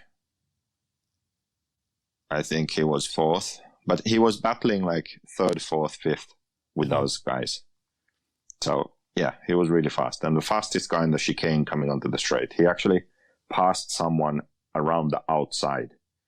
So, you drop down, go into the chicane, you turn the middle corner, then you turn onto the front straight. Mm-hmm. So he went on the outside of that person onto the front straight, past them. Yeah, he was fast in that Pretty section. Ricky Berton.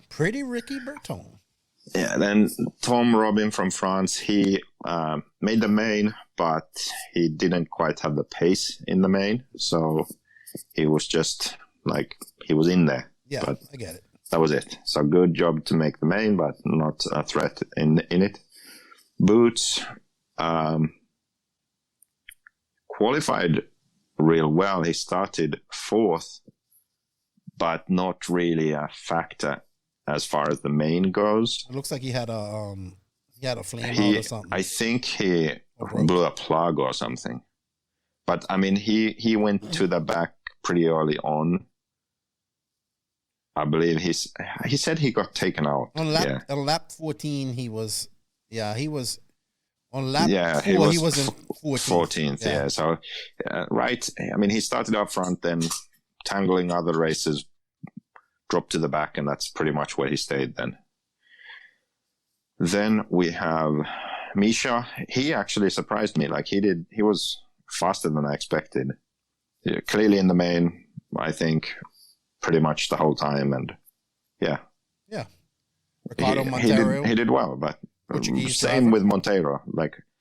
Monteiro and him both, they were solid, but a step behind the top guys, but still sort of safe in the main guys.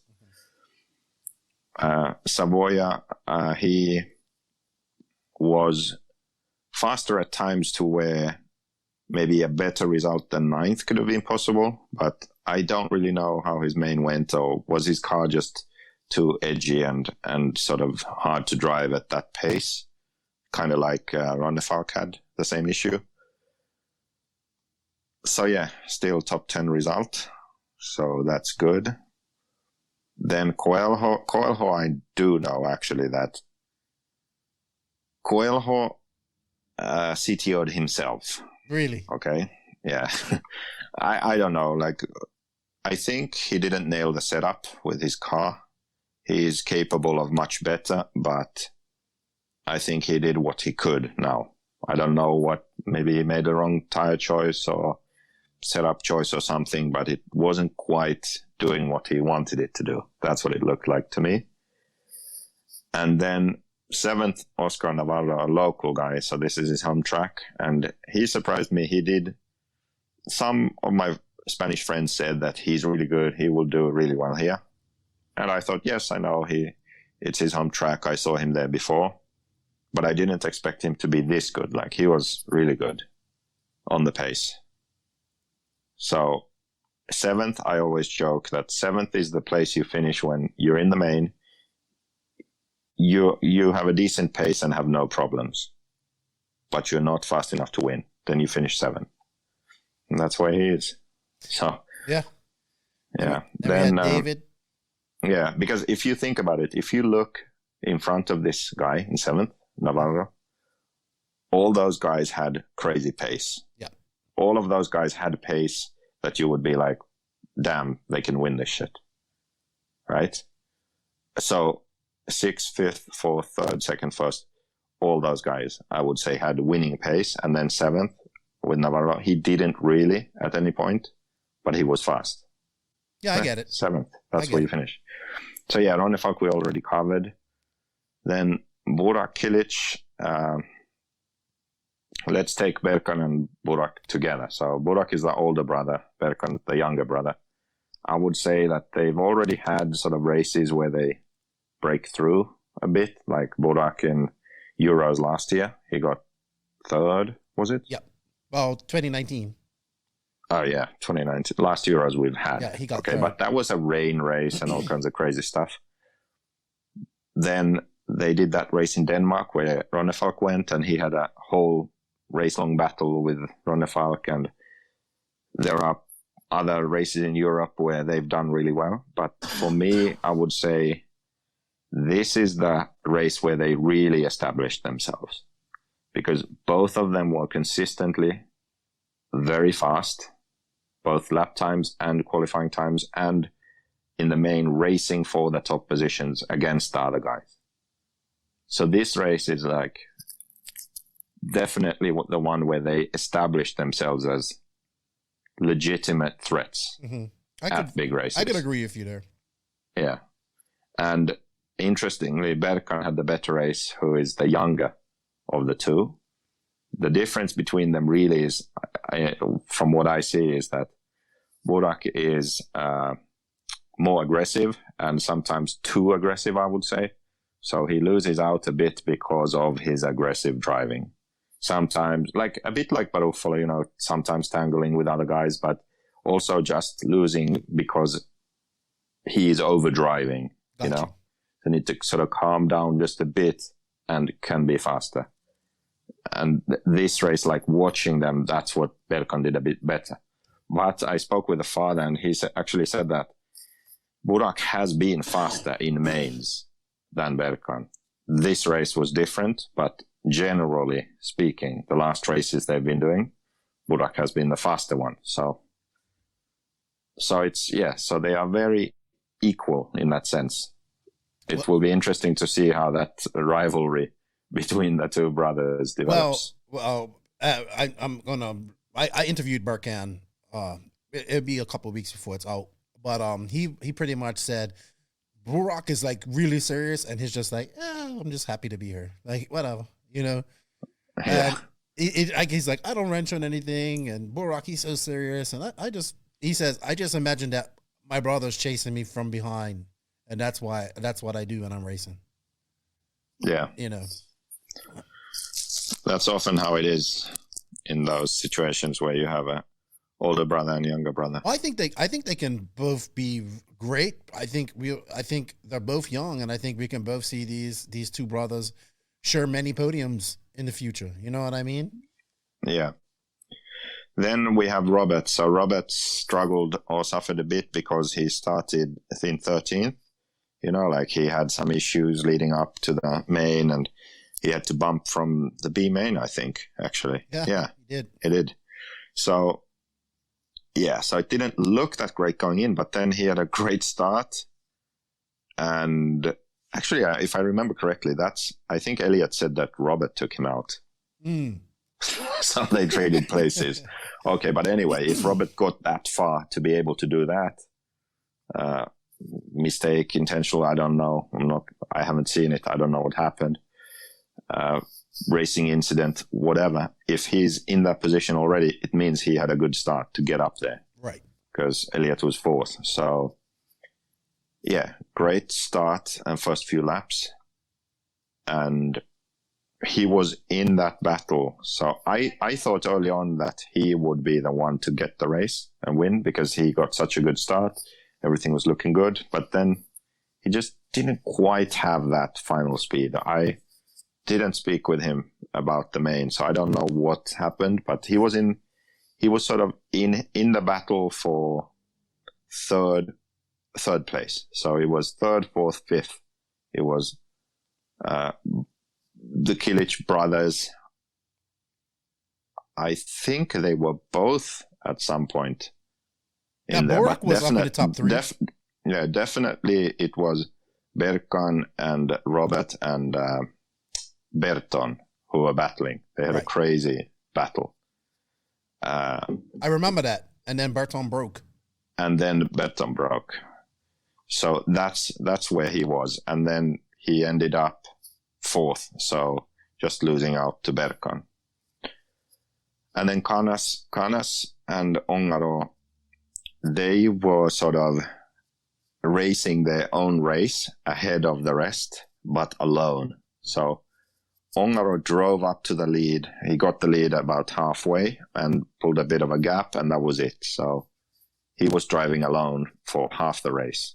And Canas was then in second alone for half the race. And all the battling and stuff, it was really going on behind them. So, I mean, what happened in the end? Was it just Canas? Did he have any issues? Because he ended up being 12 seconds behind in the end. Or did he just say, all right, I'm just going to settle for second and hope something happens to him? No, I think Ongaro is just faster.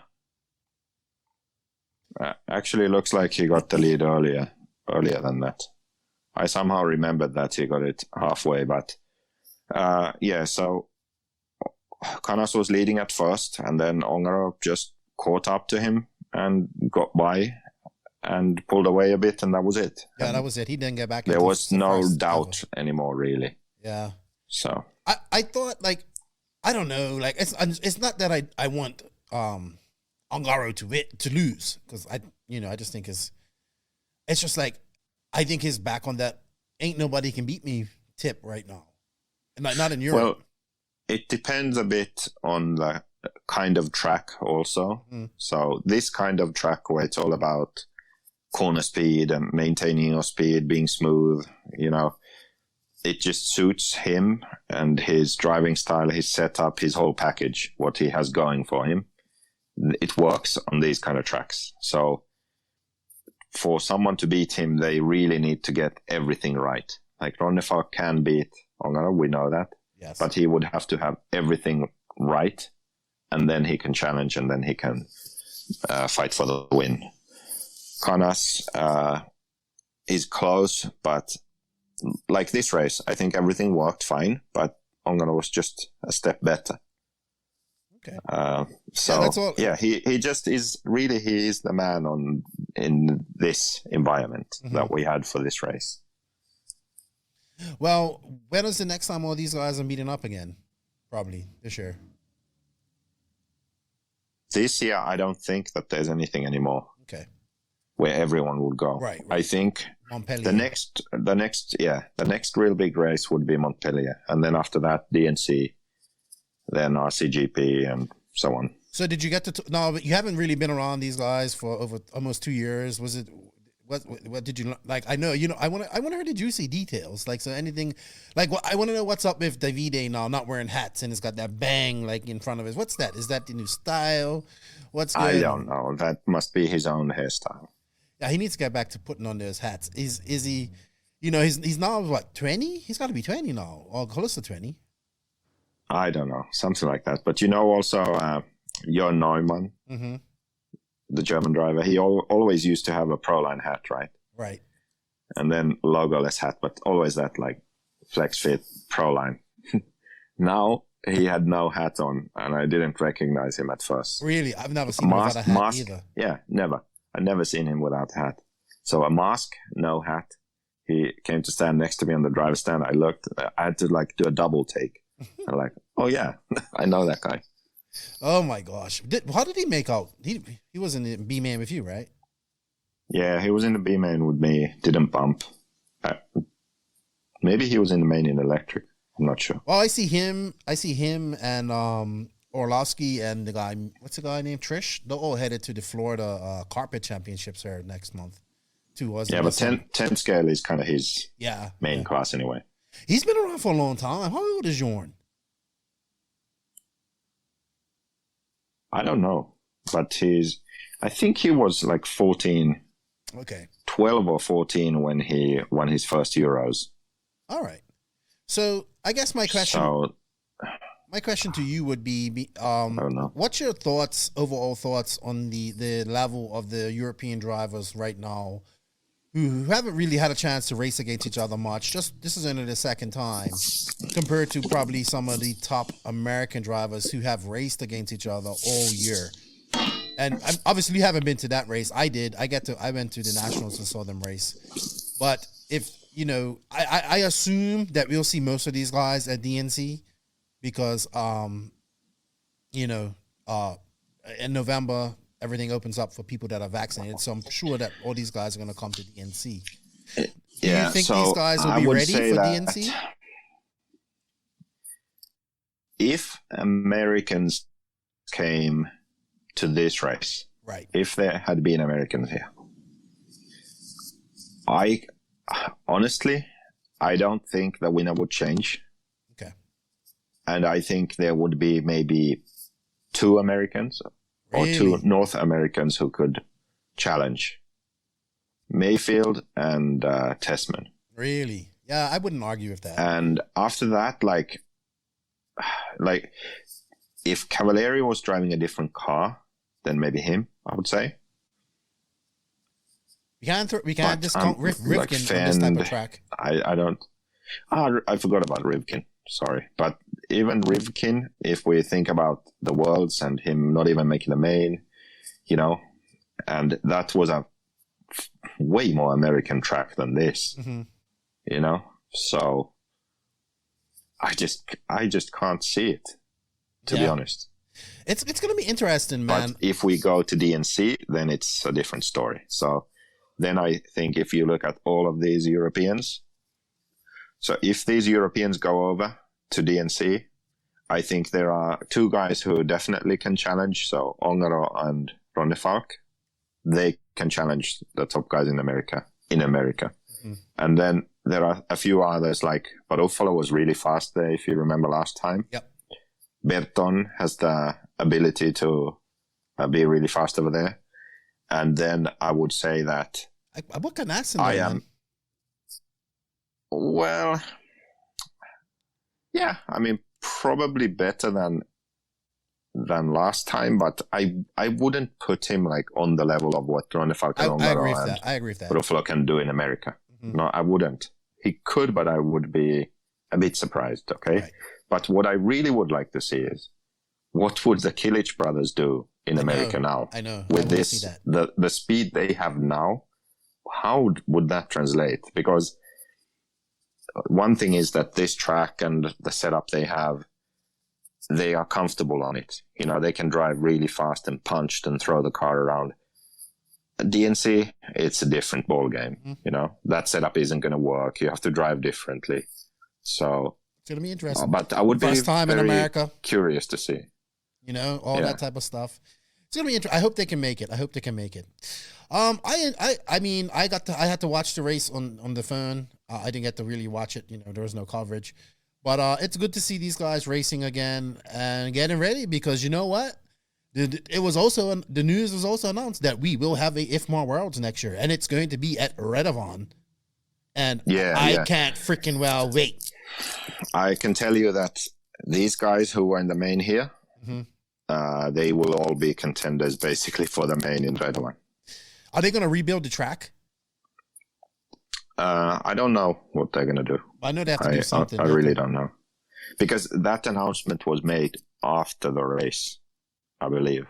Yeah. Yeah, it was. Because I remember I asked Baldo. The Redavon is Baldo's track, right? So I asked them, and he didn't know at the time. So that announcement was made right after that race. So there was never really a chance to go into any kind of details like that. Where was his brother? Oscar. He was there. He was in the B main. Okay. What are they running now? Struggling. Mugen. Oh, really? Okay. It was some guy with like white hair running X-ray. Who's that? White looking hair. White hair? Yeah, he had some I don't know. blue hair or something. I don't know. I thought that was one of them. I thought it was one of the Baldo brothers at first. All right, man. So it was good to get back. As we're recording this part now, you're in France and you're off to, what's next for you? You're going to, well, we talk about that. We can talk about that in the rant. Red's GP. Okay. Red's GP in Italy. So that's this weekend coming. Yeah. All right. Cool. Well, you know what, Joseph? We're going to go on to the main interview with Tekno. It's with Craig Drescher. It was a great chat with him, by the way. Enjoyed catching up with him. And then we're going to bring you back for the rant. What do you think? That sounds good. All right. Here we are with the Tekno RC main interview of Craig Drescher. Thank you to Tekno RC for all the support. You know, check them out on www.teknorc.com. And let's hear what the man from the UK has to say. Tekno RC. Tekno RC. Tekno RC is a premium manufacturer specializing in 8th and 10th scale high-performance off-road RC buggies and trucks. Visit www.teknorc.com for a complete catalog of their products. Tekno RC. Excellence in engineering. Hashtag Tekno Takeover. So I've been meaning to get this gentleman on the podcast. I'll be honest, I don't really know much about him besides that he is a legend. His name comes up frequently when I chat to people in the UK. Arrogant Max is his team manager. That's his new name, Arrogant Max. All right, I'll remember that one. Yeah, so I would like to introduce one of the legends of RC. I think, man, your accolades. I'm just gonna go through your accolades real quick. What I was able to find online. You are a 14-time British national champ, 11-time European champion. I don't know in what classes. And you've also been a world's finalist in 5 different classes. That was the most information I could find on Neo Buggy, which was a couple of years ago. If anything's changed from that, let me know. But I would like to welcome, I believe you are the team manager, and work for in England now. But Yes, I work for Team Associated actually for the European sales. Mm-hmm. Within that, obviously, I help with the selection of the team guys. I attend the races, help with the team, help guide the distributors in choosing and bringing on board the latest greatest kids as well. So I've always kind of enjoyed that side of the business, nurturing and bringing on the juniors. Obviously, the future of RC is important, and the kids are a very big part of that. So we will talk about that more because I believe in that as well. But I'd like to introduce you is Mr. Craig Drescher. Like, if you guys don't know who this guy is, you will know after this podcast. He is a legend. Like I said, Jamie Booth mentioned you. Arrogant Max always talks about you. And David Isherwood has been on me for over a year to get you on this podcast. Every time I say, hey, do you have any recommendations for a guest? It's like, Craig Drescher. So he's a fan of yours. So that's good. That's good. That's nice to hear. I've still got some fans after all these years. All right. I always like to find out how people get started in RC. So I like to ask, when did you discover RC? Oh, years ago. I was 10. I lived in Yorkshire, which is in the north of the country from where I'm based now. And basically, I was a young lad on a street. One of my neighbours, was playing with his car up and down the street. I kind of slowly edged my way back towards him when he was out playing with his car. Had a go, befriended him. Ended up having a car for my Christmas present, a Tamiya Frog. And then him and his dad used to take me to the local club, which was in Ossett, and from there it all started. We moved shortly after that, so then the travel started. I used to travel back to my local club, and that's how it all happened. So I'm guessing it's along the lines of many people that we know that are into RC now that are still involved in it, which is great. And I'm still in touch with that guy as well. He doesn't race so much anymore, but I'm still in touch with him from time to time. What part of Yorkshire are you from? Originally, I was born in a place called Dewsbury and lived in Ossett. Okay. So I've been like Yorkshire is like a province, I believe. I've been to Leeds. Is that in Yorkshire? That's up there. Yeah. So my dad's football team was Leeds. Yeah, my buddy. I'm a Man City fan, not from old time. And Sean Godo used to play. I'm from Bermuda originally. My buddy Darren. I was up in Teesside doing some firefighter training back in 2004, I think. My buddy Darren was from Leeds. He used to be the trainer. He used to be a physical trainer for Leeds back in the day. And he took me down there. And we went to where did we go? Snetterton to watch some British supercar racing or British, like the touring car. So we went to that, and that was my first taste. So I've been to Yorkshire. It's a quaint little. Leeds was nice. It was quaint, very quaint and very compact. I had never been in anything like that before in my life. Yeah, it's been a while since I've been back to Yorkshire, but I've got fun memories, and it's I still class myself as a Yorkshireman, even though I'm not really. I moved when I was 10. Yeah, because they say like the North guys and the South guys talk differently and have different accents and all that, so I can hear it. I can definitely hear the Londoners and the difference between the Londoners and the rest of the UK, so that's pretty cool. All well, right. they say the Northerners are the salt of the earth. All right. So you started racing from you got the Frog, and then you was racing immediately. How long did that last? Did you upgrade to something else? We did. I think it was about a year, maybe. I raced a 380 class with the Tamiya Frog, and then my next car was the RC10. So that's basically where my passion started with team associated products, and from there, I never switched. I gotta ask, what year was that? That would have been 86, 87, probably. Dude, I'm gotta say this. You don't look like that. You're that old to have a car in 1987. I'll be honest with you. So, well, I am. Wow. So I didn't realize you had been around that long, to be honest. I thought you was honestly like my age. I'm 43. I don't know how old you are, but 40. I'm 46. Okay, so not too much older, but you started very young. So yes. Who were some of your early mentors coming up? Jamie Booth. He was my hero. Mentor. So, and still a very, very good friend of mine. So we speak regularly. We see each other at some of the iconic races that we've been doing recently, which has been a fantastic reintroduction for me into some of the old classes, but reconnecting with many of the old people that I used to race with back in the day. Not just that, people actually that I used to race with but didn't know. Mm-hmm. So the guys that were at the races, which I never really kind of mingled and got involved with, they were running on different teams and such. So to be able to do that has been, it's been excellent to do it, really enlightening. And fun again, bringing all the memories back of why we loved RC. So other heroes would have been the Harris brothers, Stevie Haynes, who probably you wouldn't have heard of. And then guys like not David Isherwood, but Richard Isherwood. Mm-hmm. He was another legend for me back in the day. Ian Oddie, Kevin Blair's. I know Ian Oddie, fifth scale motors. That's and right, all that stuff. Yeah. So they were all involved in my early years and introduction. Ian Litley from Penn Models, Jason Green got me into it when we moved up to the Midlands, and helped kind of nurture my love and speed and passion for RC. So there's been lots of instrumental people. Obviously my dad was a very big part of my life for RC in the early days as well. Yeah. Just for clarification for people who may not understand, the 380 was the smaller motor. That's believe correct, yes. You guys had a class for that. And speaking of the iconic class, when I interviewed, chat to Jamie, he said the same thing, how much fun he's having in that class. Is it like a vintage class as well, I believe?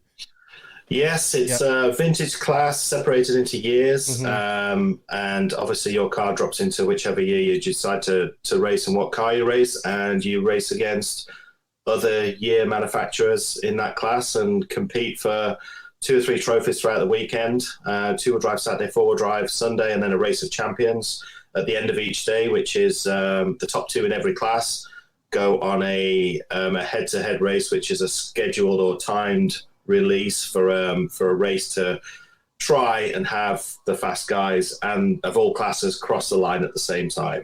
But so it's just the social side is the most fun side of that. It's just like-minded individuals with the same hobbies and passions that get together that haven't seen each other for years and just relive their youth almost. Yes. RC is awesome, man. Yeah. It really is. I mean, I was thinking about this yesterday, how I've connected with people around the world and met so many people.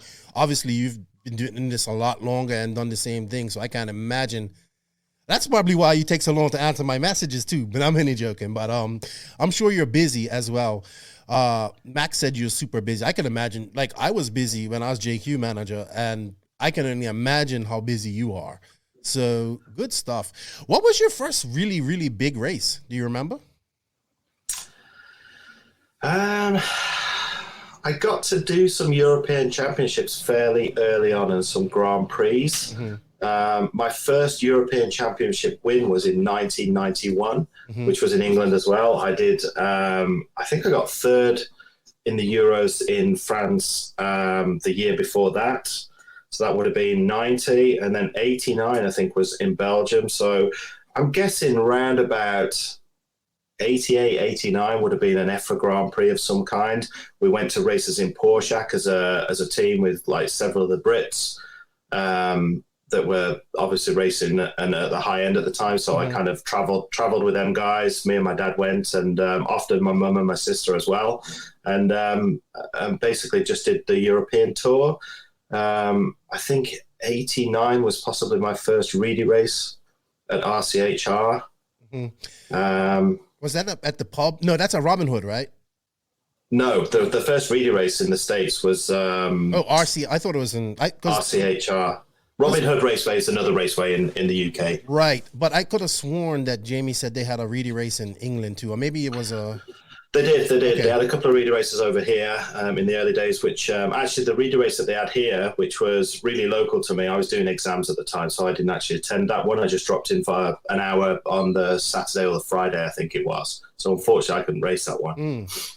Okay, well, where was the Reedy race too? That was in California, right? And that's this time? Yes. RCH. So California. RCHR, I think it was. Okay. I would have to ask one of those older California guys. How'd you make out in your first Reedy race? Terrible. Oh, yeah? But you was hooked. Like, you went to SoCal, the mecca of RC at that time. SoCal was I went, off the yes, hook. it was. I went to visit Associated, did a tour there with Mike and Gene and Roger, and Cliff was working there at the time, so he was fairly new into the company at that time as well.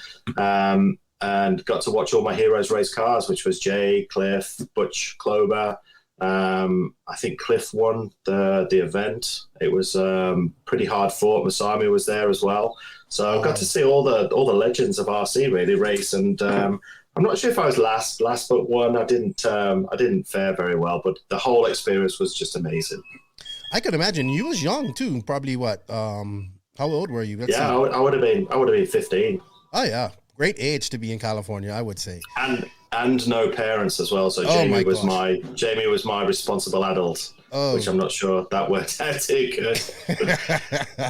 Well, they have that pesky 21 rule in America, but back in the 80s, I'm sure they didn't really worry about that too much. But good stuff. All right, so after the Reedy race and all that stuff, it seems like you was concentrated mostly on off-road at this time, because this is like the big boom, and like this is when off-road was kicking in 10 scale and whatnot. What other European championships did you win? Because it says 11 times. I don't know if you've been more than that, but was it predominantly off-road that you was focused on at that time? In them times, yes, it was purely off-road. I dropped into a little bit of 12 scale. I really enjoyed the 12 scale challenge, but it was a secondary class. It was for fun. It was to fill the gaps in winter.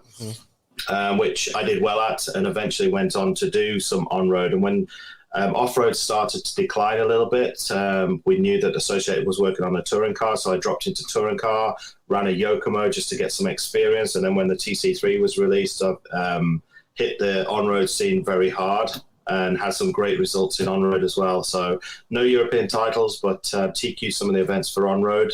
So all my European titles were in off-road. Unfortunately for me, I was up against some very stiff competition in Europe with Reinhardt, Spachets, Andy Moores. So it was always a really tough slog going to European championships.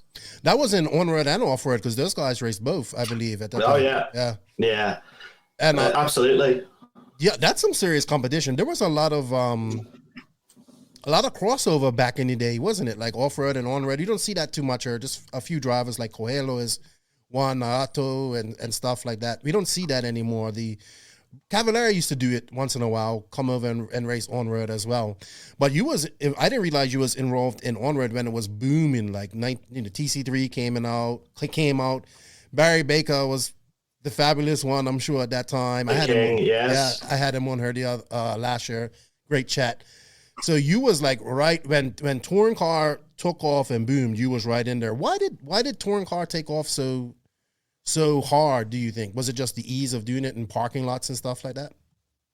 I think in the early days for me, it was exactly that. It was less work. There was less choices for tires, less tuning options almost. It was very much kind of like pull it off the shelf from one race to the next, go and race it. So it was in its infancy. So it was really nice and fresh. And then obviously over the years, it got very, very serious, very detailed, and very kind of like highly competitive with setups, detailing, electronics. Every aspect of the car needed to be absolutely perfect. So it went from off-road with tires, and just it started to decline and just feel a little bit flat, and it wasn't fun anymore. So the touring car gave me a new challenge. Touring car became the popular class. Off-road declined a little bit, well, quite substantially actually.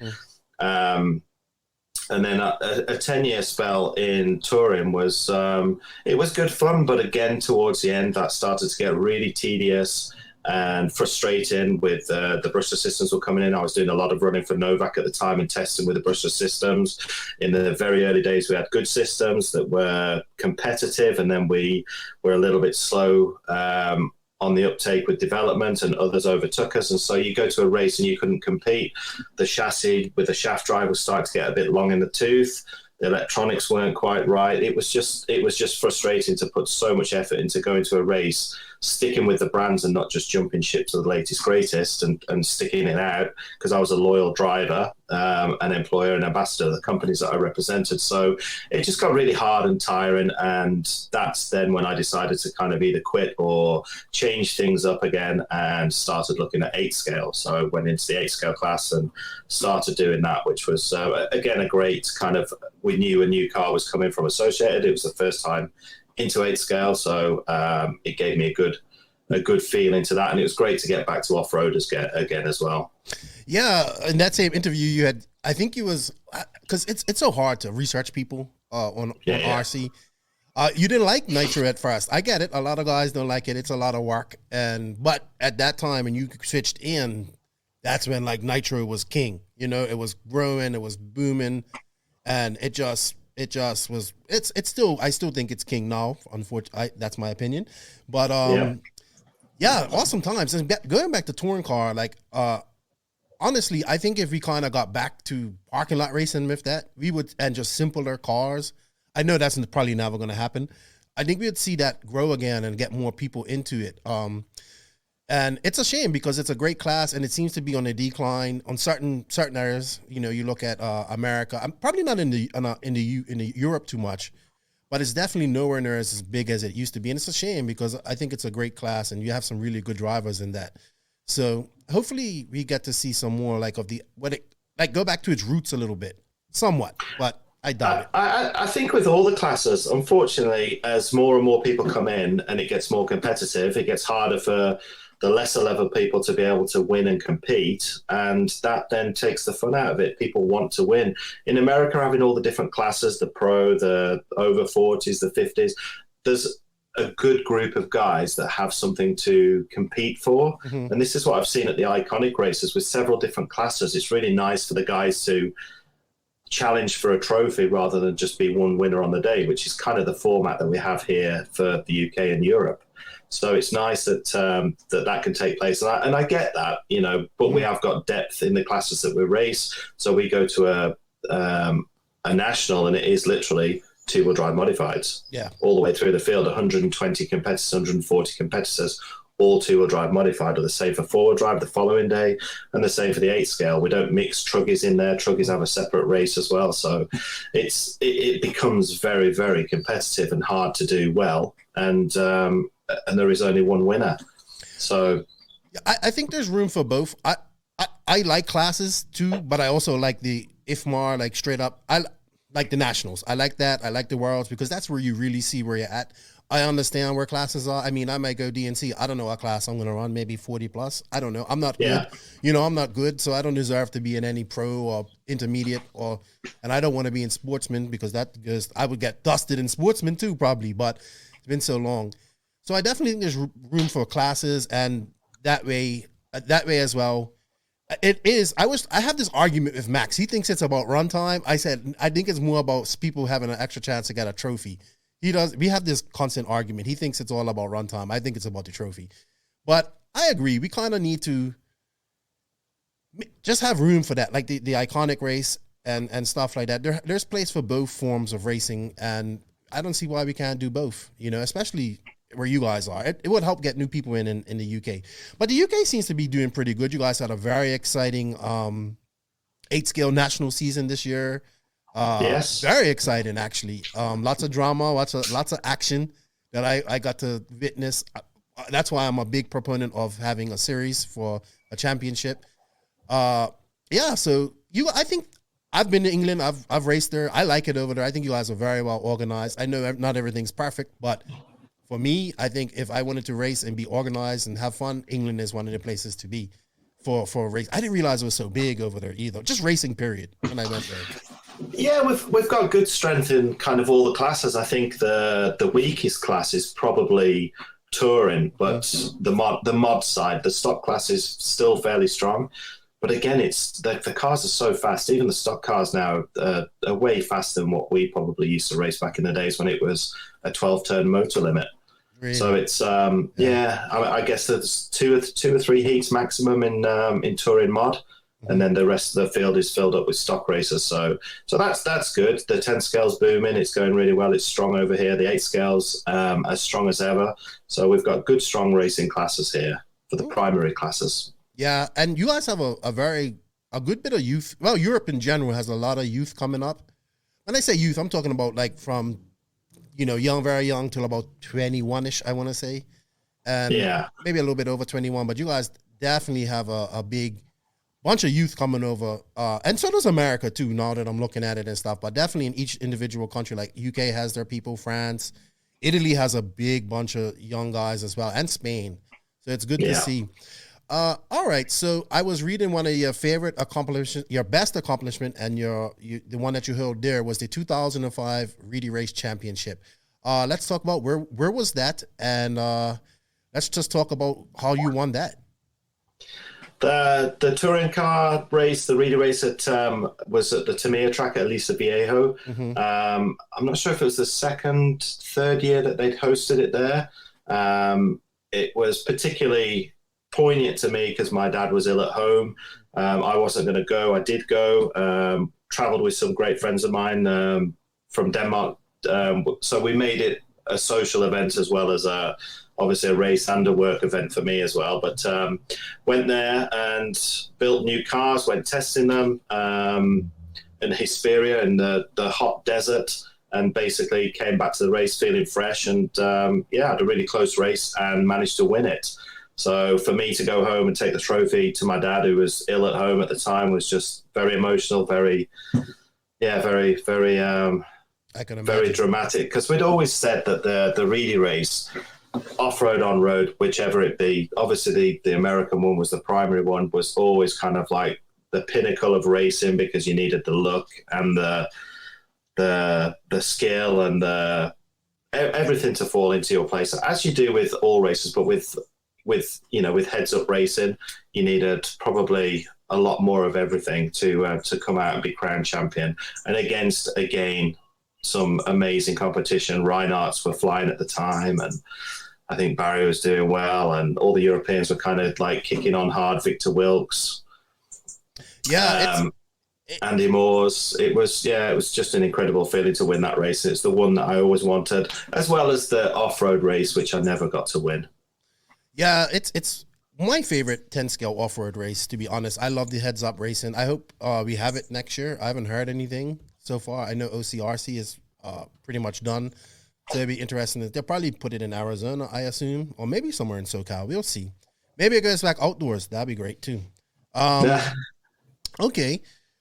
So you've been 11 times European champ. Can you name like which classes? Well, that's a lot of times. It says 11 times, so you've been... that's correct. Yeah. That's a lot of championships. I think Spachet's actually got more. I think he's got 14, I believe, with all the classes that he's done. So, he's taken the crown and glory from me with that one. But, yes, it started in 91, and it was all 10 scale between two-wheel drive and four-wheel drive, obviously across Europe in the European Championship. So... And my last one was two-wheel drive at Teesside. So you've been to Teesside. I didn't know they had a track there. I didn't find it. Yeah, it was kind of like in a field, and they built big bank corners out of wood, a wooden structure, and it was primarily on the grass. So it wasn't a permanent facility. Sweet. So Wait, is that your favorite one? Which one is your favorite one that you've won? The favorite European title. Mm-hmm.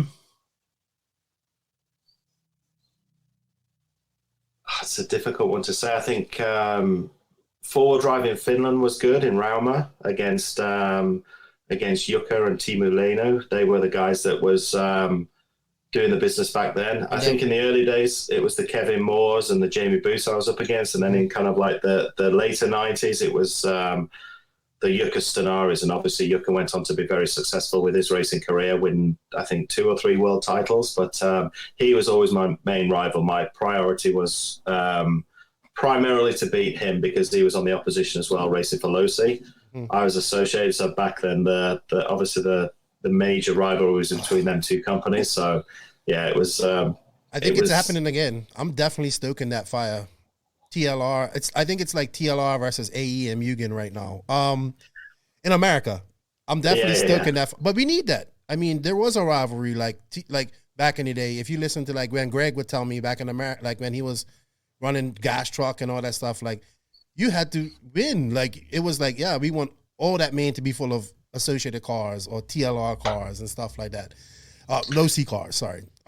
It was hard days, to be honest. It was, sometimes a little bit brutal. And I think across the duration of my time running at races like the Florida Winter Champs and stuff, it was there was meetings that took place between managers and team owners and company owners to basically calm things down. Really? It got pretty brutal. Yeah, it got pretty brutal at times. It was great to be part of because it was such intense racing and such intense rivalry. There was a few fisticuffs at times as well, which was you say never nice to see from the outside, but when you look back, it was kind of fun times, really. Just to see as long as nobody gets hurt, man. The passion and the fuel, and then the adverts that fueled the fire as well. Kinwald sweeping up with all the Losi cars, and I remember it was great history. It was it's never felt as intense as it like these days as it did back then. You know, we've got many more manufacturers in the industry now.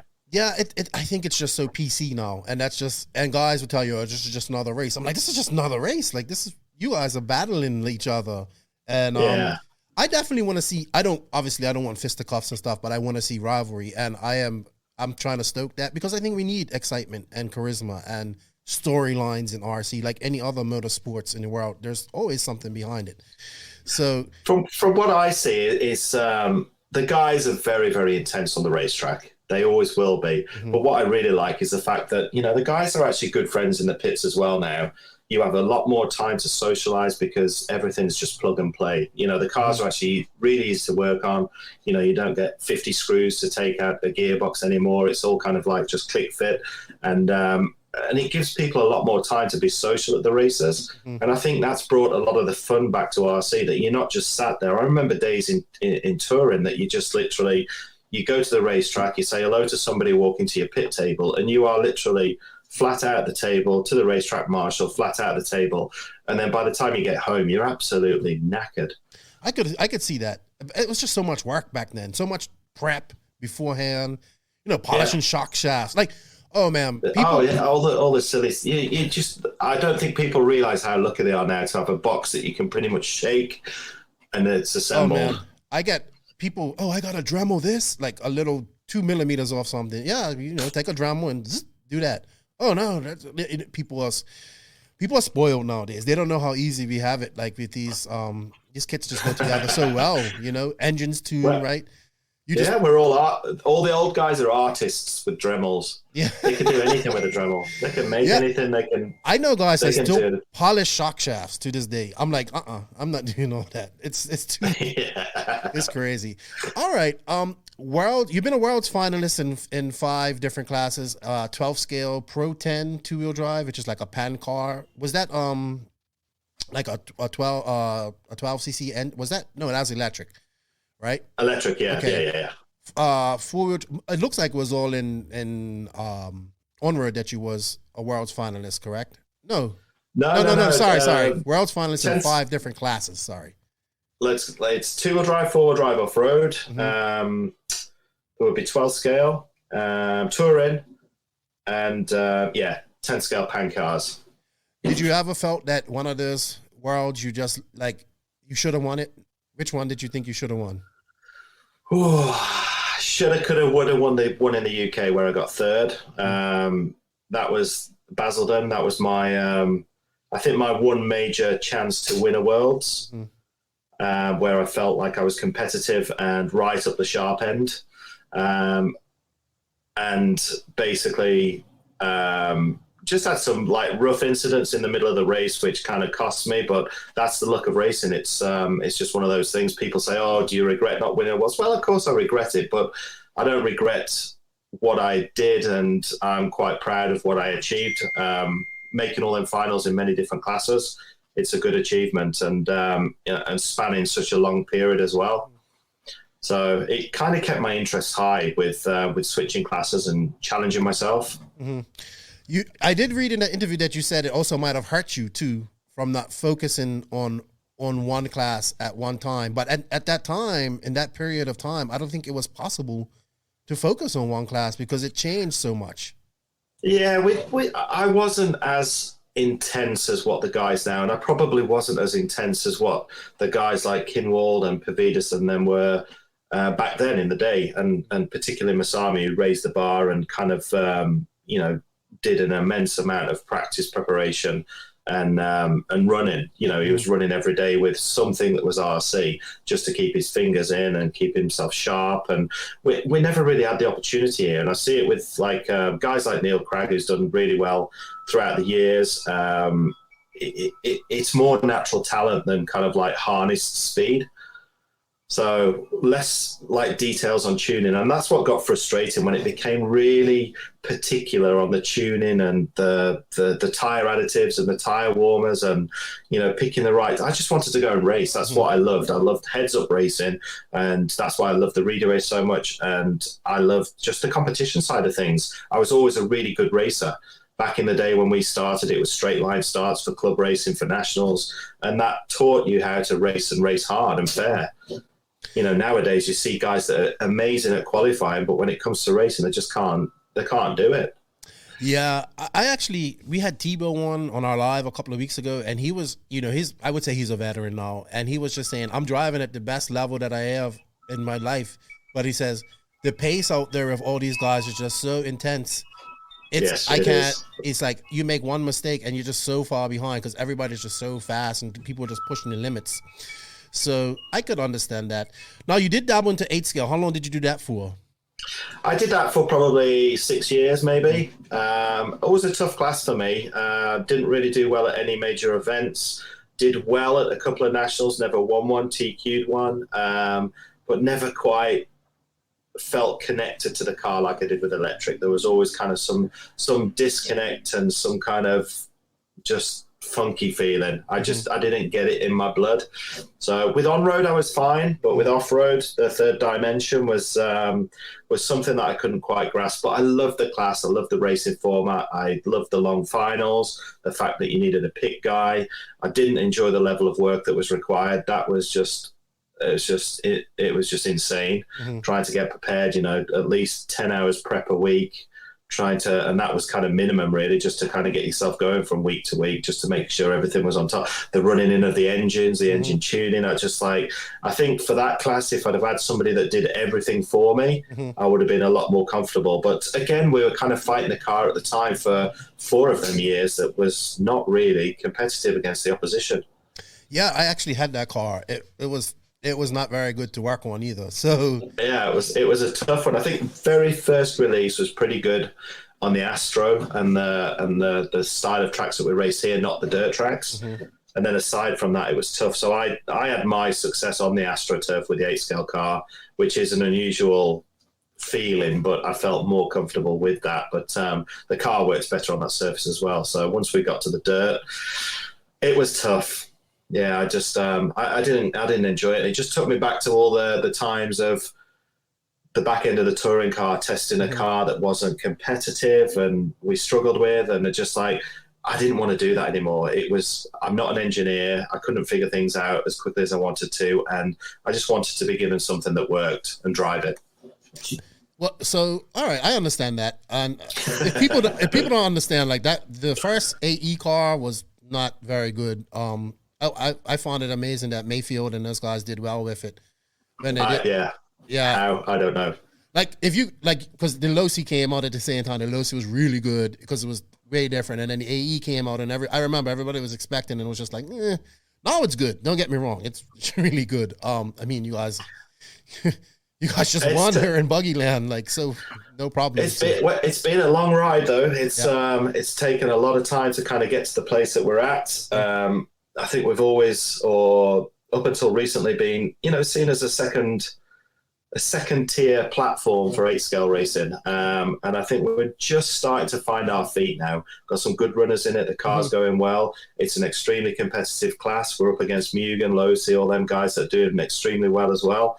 But I think we're in a good place right now. It feels, actually, with the whole associate side of thing, not to be corporate, but it's feeling like the company is in the best place I've known it right now. I would not argue with that. I look on Facebook. This is part of my loyalty to AE, man. It seems that people get on AE and they don't leave.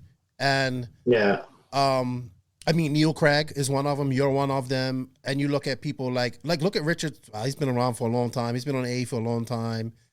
And Americans that I know that have been on AE forever, like they would never think of switching, and we are AE. And I think so too right now, that Associated's in a really good position. That you have the current world champion. You have Spencer Rivkin and Aiden Horn. Aiden Horn's really good. Like, I think that's the truth. And another guy that doesn't get his props is Cole Tollard in American, because I know the American guy, he doesn't get his props either. And those two guys had a great nationals this past weekend, and this past year, and they've had a really good year in 8-scale.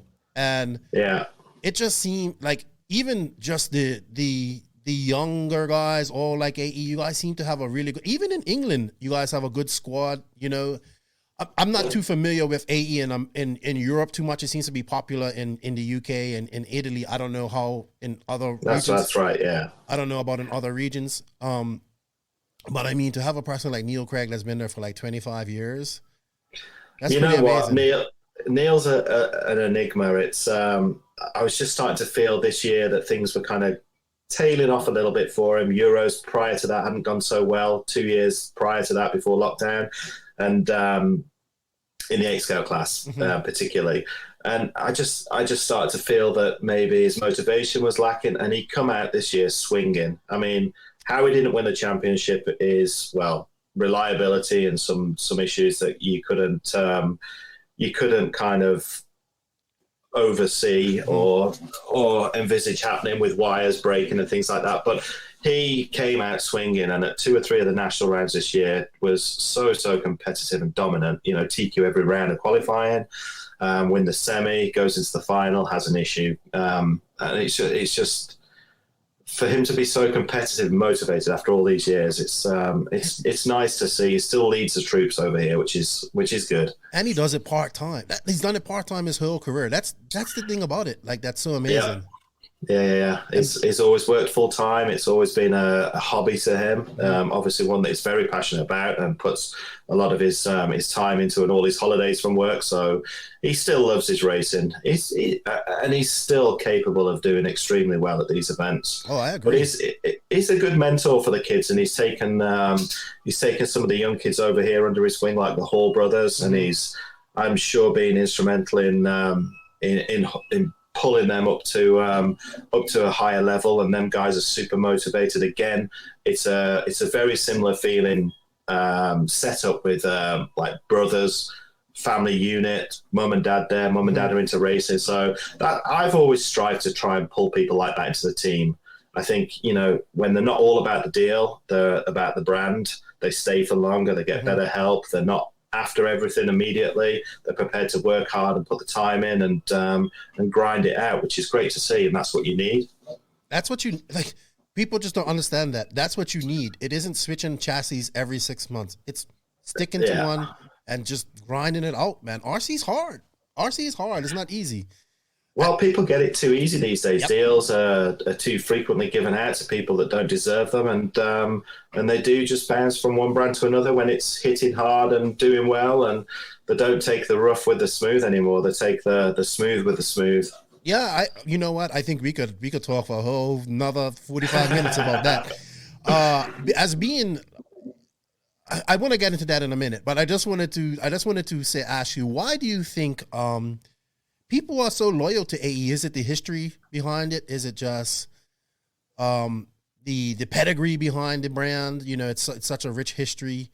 It's like these two brands. It's three brands that I think four brands I think people are loyal to. It's AE. You see AE Stalwarts, Losi Stalwarts, Mugen, and I had it on the tip of my Mugen. It's gonna come. Kyosho. Yeah. I try not to work. Kyosho kind of is going down a lot. How could I forget Kyosho? Like I detest Kyosho. How could I forget him? I don't detest him for real. I just don't like Kyosho.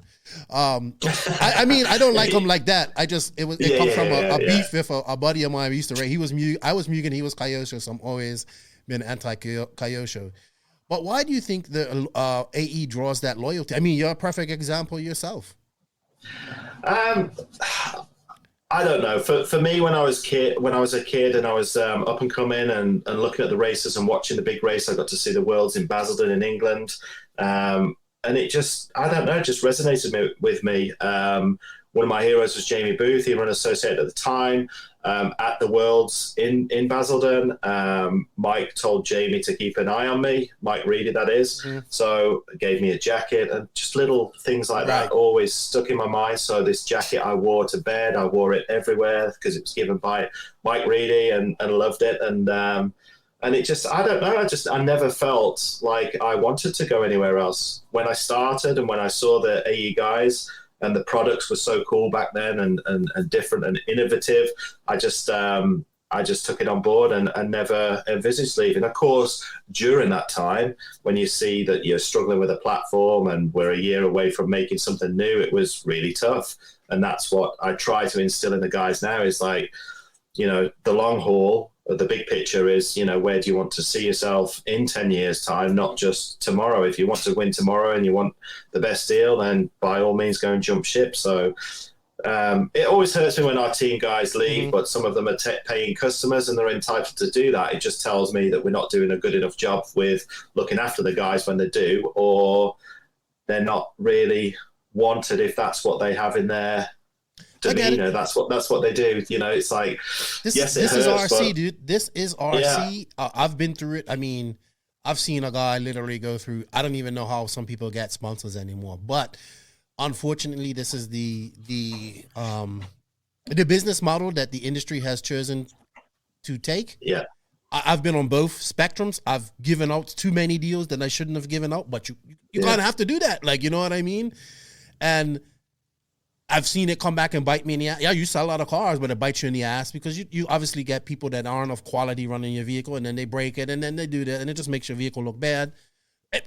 You know, like when you have a decent driver who can do it and understands that, hey, this isn't like, you know, I gotta do this and do that. But it's weird. Like, I've also been a guy that's asked for a deal. I think I've gotten one deal in my life, and then I realized, this isn't really a deal, so I didn't really do it. I think that the heritage definitely helps, like keeping people on board with Associate. I think, you know, at one time we probably lost a lot of guys when we didn't have a mid-motor car at the time, and the four-wheel drive wasn't great, and the 8 scale wasn't kicking on, so every kind of platform was struggling at the same time.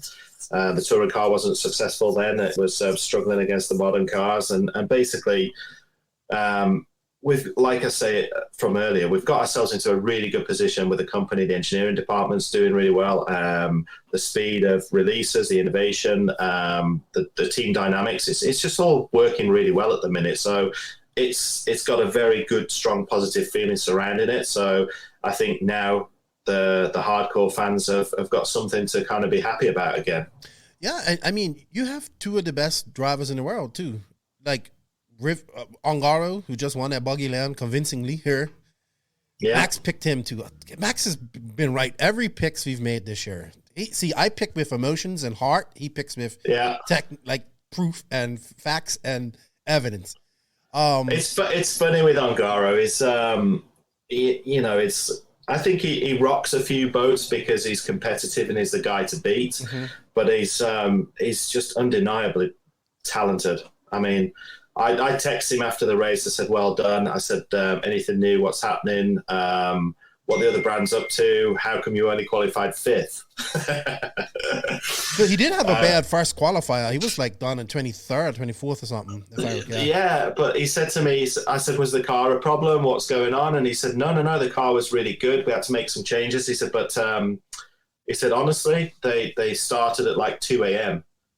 So he was having qualifiers. He said, I was really sleepy and not with it. I made lots of mistakes. And that carried on through Nitro. He said, electric was brilliant. I was, 0 mistakes. And he said in the final with the Nitro, he made 0 mistakes. And obviously his car was good enough to go on and win.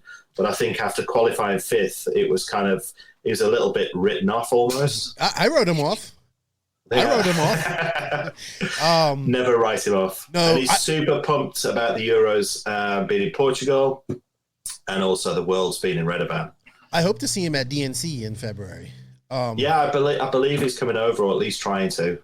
Yeah, I think he's seen success in America with RCGP, but he kind of needs to do that at like a DNC, Silver State, PNB, something like that as well. It doesn't matter. He's a world champion, and he will do it, and he's still young. I'm trying to get him on the podcast. He keeps saying he'll do it, but we never can. I know he's nervous. About his English. I can't get him to do interviews over here either because of the English. If you write it, he'll do it. If you vocalize it, he's good. He is good. He's much better than he thinks he is, for sure. I told him, hey, Marco did it, and I didn't think I thought you spoke more English than Marco, and he's like, yeah, we do it, I know. All right, a couple more questions, and then we're gonna close this up. I know you have to run. When did you decide to retire? What was the final, retire from professional racing, and what was the reason, and transitioning from, or maybe you was working in the industry, I'm not sure, but transitioning from being a full-on pro driver to becoming a team manager and whatnot. Yeah, it's funny actually. I had an old racing buddy of mine contact me a couple of months ago and said, "Can I just ask you a personal question?" He said, "When do I know it's right to retire?" And I was like, "You cheeky so-and-so." But no, it's I just felt my time was done, and I never made it official. I still do races now, but I just pick a few a year and go to enjoy it. The guys pester me to do the local club series here, which I do and did and will continue to do as well, indoor racing just with a 2-wheel drive 10-scale car. But I'd say I've not really raced in anger for 5-6 years maybe. Mm-hmm. So, and it was kind of like the 8-scale was the kind of last class that I did. I've been asked to go back and do some stuff in 10-scale 4-wheel drive to get some stats going, where we had so many national champions and past European champions racing at one event for Paul Worsley. And I will continue to do that. I really like being at the racetrack. The iconic stuff is brilliant for socializing, but promotions as well. It's really nice to see kind of what the companies are doing and what products are out there. And I like to attend the races to touch base with the drivers, see what's going on up and coming, see what the other companies are doing, and just to feel where we're at generally with the numbers that we've got at the race, the feeling of the team. So I'll never bow out completely and make it official that I've retired. But, as far as competitive racing, 5-6 years ago for me. Okay. How was the transition into becoming a full-scale team manager from that? Well, the sales side was something I've done for years and years back in the Gene days. So I was always kind of doing that anyway. Mm-hmm. So it's just been a really nice transition. I've just started getting out to visit dealers again, which is always really nice, and we'll continue to do that now we're allowed to. So that's always nice to do. And obviously drop in to see our European distributors as well, which hopefully I'll get the chance to do this year, or at least 2022. Yes. Getting closer to tie that in with some international racing and obviously visit some accounts out there, which is good. So the transition was easy. I mean, it was something that I'd always done anyway. So it just kind of, as the racing kind of slowed down, the work side picked up more, and then that just continued to the point that it is right now. Awesome. And I see you got Bloomers. Bloomers is running AE. He finished He won the last. He national. won the last national, finished third in the championship, so he was really pumped. I think Darren actually this year has been a real asset to the team. He was. I have to say personally that, and I spoke to him for an hour and a half the other day, just to say that I'm really proud of him for doing what he's done, because I guess at the back end of the Nemo days, things were a little bit tense. He was, not conducting himself in the best way. He'd kind of fallen out of love with RC, and there's just lots of things that went on. He's one of them, super competitive but moody when things didn't go right, and he called me up pre-season. He tested one of our guys' cars and said, "Is there anything there for us?" So we sorted something out through the distributor, and it was nowhere near anything that he'd been on before. It was just a limited budget drive. And he said, "I just want to be part of the team. I want to prove to myself that I can do it for myself. I want to help the team out. If it means cooking bacon sandwiches when I got the barbecue there, or supplying some parts and helping somebody out, I want to do it." And I was a little bit apprehensive, but he's done everything and more than what he said he would do. And it's been a real asset to the team this year in the UK. And super talented, and still fast. I'd say, in all honesty, probably one of the most naturally talented drivers that you could wish to meet. For the success he's had in the past, for the amount of time that he's put in, it's unbelievable. He's always been that way, and he raced for Schumacher for a season doing 10 scale. Dropped in and did 4 races and won 4 races, won the championship, and he'd not done any practice, any testing. He's so naturally talented. So it's great. It's good for us that he picked our car. It wasn't through the deal. He'd had much better deals, and he still continues to get much better offers, but wants to choose our products, and he's really happy moving forward. So he feels like he's in a good place. Got a great team around him here in the UK with some great guys, like young kids, up and coming lads, mentors like Neil, the Hall brothers. We've got Bradley Baird from Ireland. It's just a really nice squad of guys. There's no ill feelings. Everybody's encouraging everybody to do well. So all the bad apples have kind of gone, and it's just a nice environment to be in. Yeah, I forgot about Bradley. I haven't spoken to him for a while. He had racing in Ireland for a minute. He had another kid too, so that probably slowed him up a little bit. Yeah, man, I like Bloomfield. He's the first ever 8-scale UK champion, European champion. Sorry, first ever. Yeah, that's true. He's definitely talented. I enjoyed my chat with him, and it's glad to see people like that race. When we lose guys like that, we really lose some talent and some history in RC, and it's good to see people like that come back and race again and enjoy it this time. He's enjoying it, and that's the main thing. I think the success is coming from the enjoyment. And again, he's using his national races as his practice for the next national race. Mm-hmm. He's not dropping into doing races in between and test sessions and getting himself tied in knots. He's just doing the best he can do at the race. And I'm sure if he was to put more time in, he'd be stronger still. But maybe now he's got a flavour for it. Next year will be a little bit different because there'll be a bit more pressure on him. He'll be putting more pressure on himself, and that's kind of where that slippery slope takes you with the racing. The competition side will bind him up again. But I think he's in a good place. He's got his career path going. Mm-hmm. He's got kids. He's married. He's in a good place. He seems really kind of settled and sorted, which is really nice to see. I would agree with that. Real quick before we go, what's your opinion on our industry and RC at the moment? What would you like to see change? I see you're a big proponent of the youth, which I am as well. I think we don't. Yeah. I think we don't push the youth enough in RC. We're too worried about old farts like me. The youth matter because when we go, they will come here, and we need to make RC better for them. So, what are some of the things you don't like right now? You'd like to see change, and maybe focus on coming into the future for RC as in a whole racing. I think the racing side has kind of, after COVID's kind of chilled a little bit. People are just happy to be racing. So the fun aspects come back to it. Yes, it's still competitive, but it's more social than ever right now.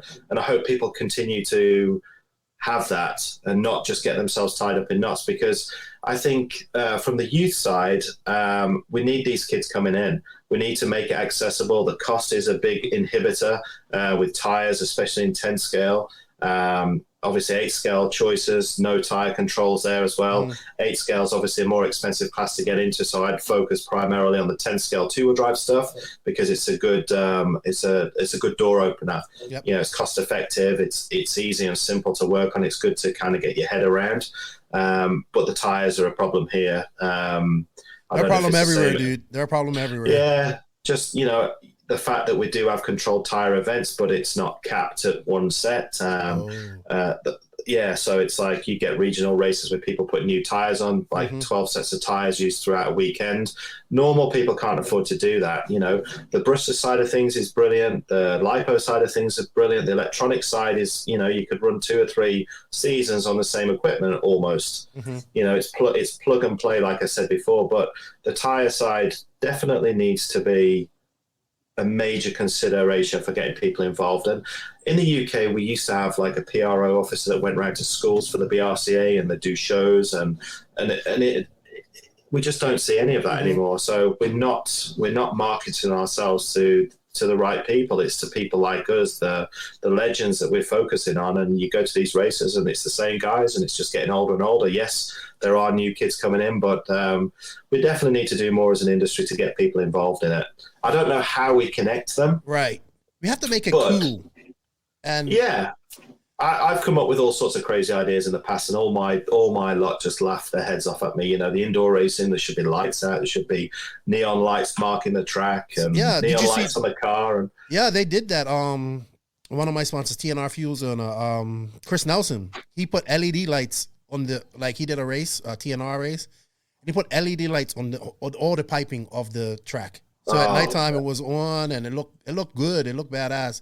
I think we need to kind of uplift these youth. You know what I mean? We need to. Yeah, definitely. We need to stop. Like, every time I see a young guy do well at one of these big races, you see somebody like a company will post, "Oh, he's doing this, or he's sponsored by this person, and that's why." And look, man, you don't take away from these kids who are doing well. Like, you know what I mean? They still have to drive, and they still have to do things like that. It really aggravates me because I have young kids and I would like to see them do RC. And I just think we've kind of gone away from that, man. It used to be, I get it. We need fathers and sons and we need mentors and all that stuff. And that's kind of lacking in RC. But that's where people like us come in, and we could come in and like we see a family over there, they're struggling. We need to go in there and talk to them and mentor them. The clubs don't do that anymore. You know, the clubs and the club guys, it's starting to come back around now because some of the smaller clubs are really happy to get new people coming along and are trying to nurture them relationships. But the clubs got too competitive. So if there's a fast guy on the track and a slow guy got in his way, it's like, what the hell are you doing? Who's that guy? Rather than going, there's new guys on the track, top guys, please be aware, the track's for everybody. And if something happens, go and help them. If they struggle, go and help them. We're seeing a little bit more of it now, but, you know, them kids get intimidated when they go to a racetrack. So the clubs do need to try and cater for it with, I don't know, stock class racing or control class racing or some form of cheap racing where the guys can just run, and there needs to be enough of them to be able to run together. But you know, the cost side, getting them involved, first of all, is a bit of a problem. But once they're there, we need to look after them. And the kids that do get looked after do really well and enjoy it and move forward with it. So they feel the love that we all felt when we were kids, doing something a little bit different, not connected to a screen, something that's kind of like out there running around that you're controlling, that's not connected to something. You know, it's got a mind of its own almost. I think we should just have they do have a junior Euros and a junior Worlds, but I think we should just have, like, give these kids, if they're going to be involved in, like, say a kid goes to the Euros and he's doing well, let's really, like, make a big deal about it. Like, you know what I mean? And I like to, with all the kids that we have on our team, I really like to make a fuss of them and you know, keep my eye out for them as well. I think another thing as well is, like, the clubs should be, you know, forgetting IFMAR starts and all this for club racing. It should be heads up racing, straight line starts, make it fun. You know, it's, the racing side is what we want to be doing 90% of the time, and 10% qualifying or practice, not the other way around. I would agree with you 100% there. Yeah. I don't know, man. I love this stuff. I just want to see it get bigger and grow. If it gets bigger, it's better for everybody. I don't know how we do that, but I know we have to work together as a collective to do that. And We have to all do our part to make RC cool, accessible, and help new people get in. One track in America, I remember they're telling me, I think it was RC3. They put signs on each person's on table, said, "Hey, come up and ask me questions. I'm here to help you." Like, so each person there was like an ambassador. So if you had a new person there, you came, and this is the way we need to think and stuff like that. I also, for me personally, I don't know how you feel about this. I definitely think,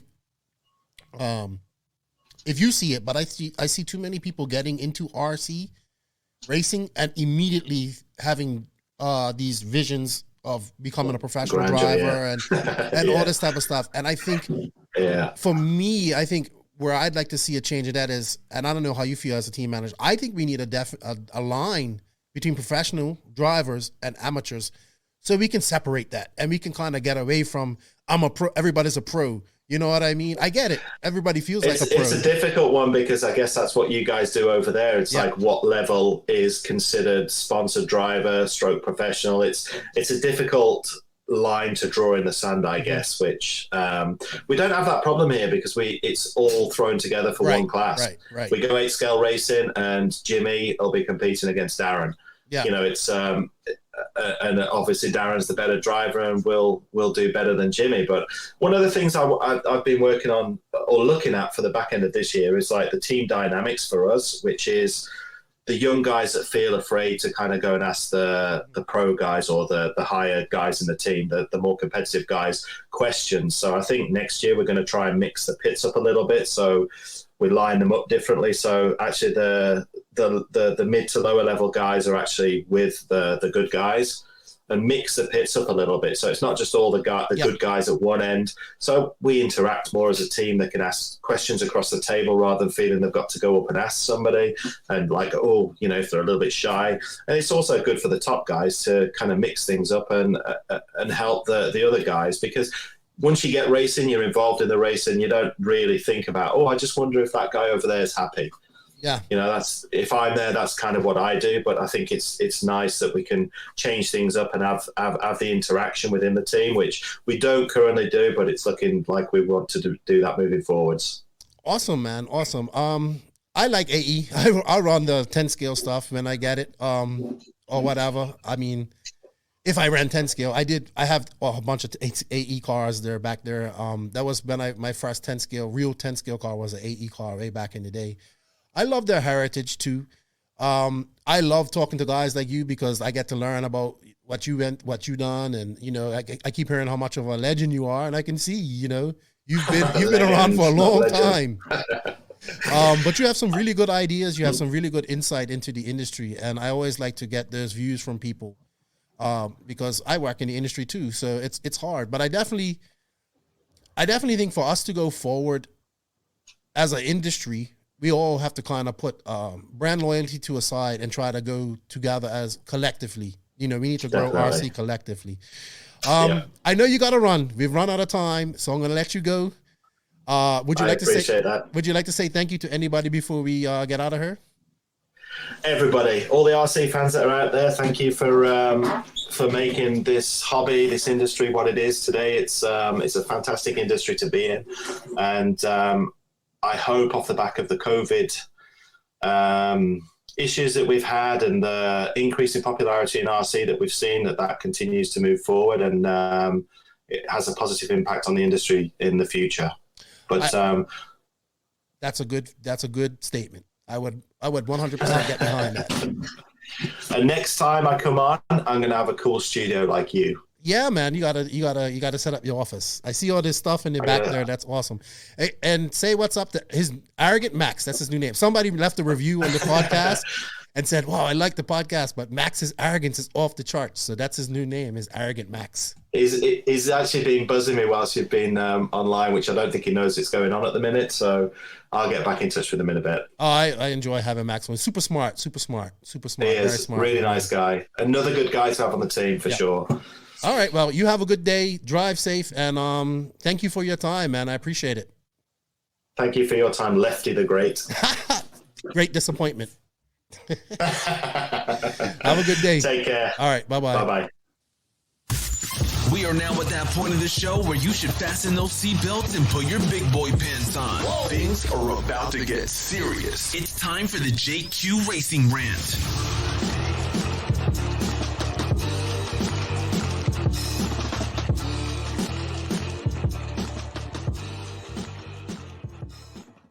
Well, yes, indeed. It's that time of the podcast. It's time for the JQ Racing Rant. And if you are ready for some real ranting, you've come to the spot because I got a rant. I'm going to start off with my rant right now. So, this is episode number 146 of the No Name RC podcast. And well done, Joseph.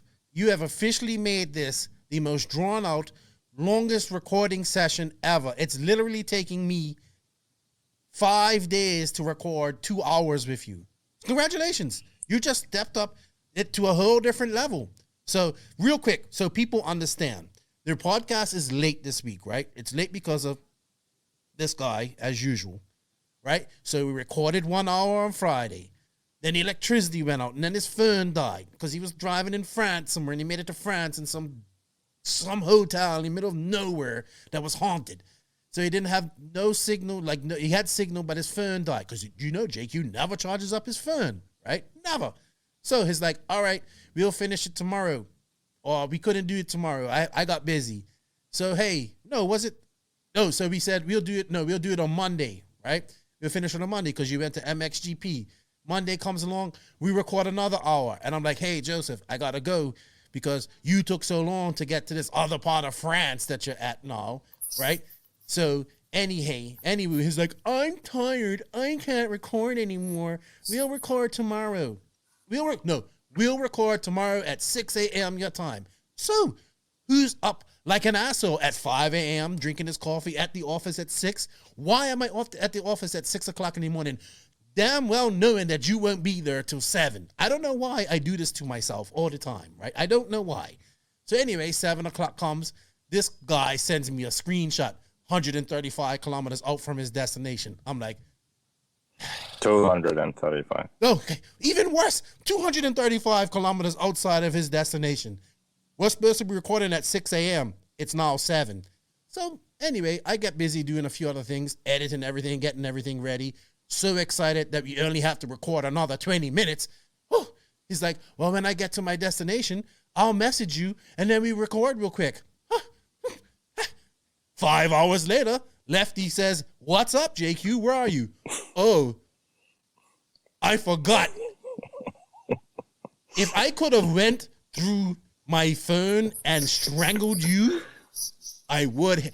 He forgot. And then to top it all off, the electricity went off her and I couldn't do nothing all afternoon. So thank you, JQ, for making episode 146 officially the most stressful episode for Lefty. Congratulations. I thought you was actually getting better at doing things. No.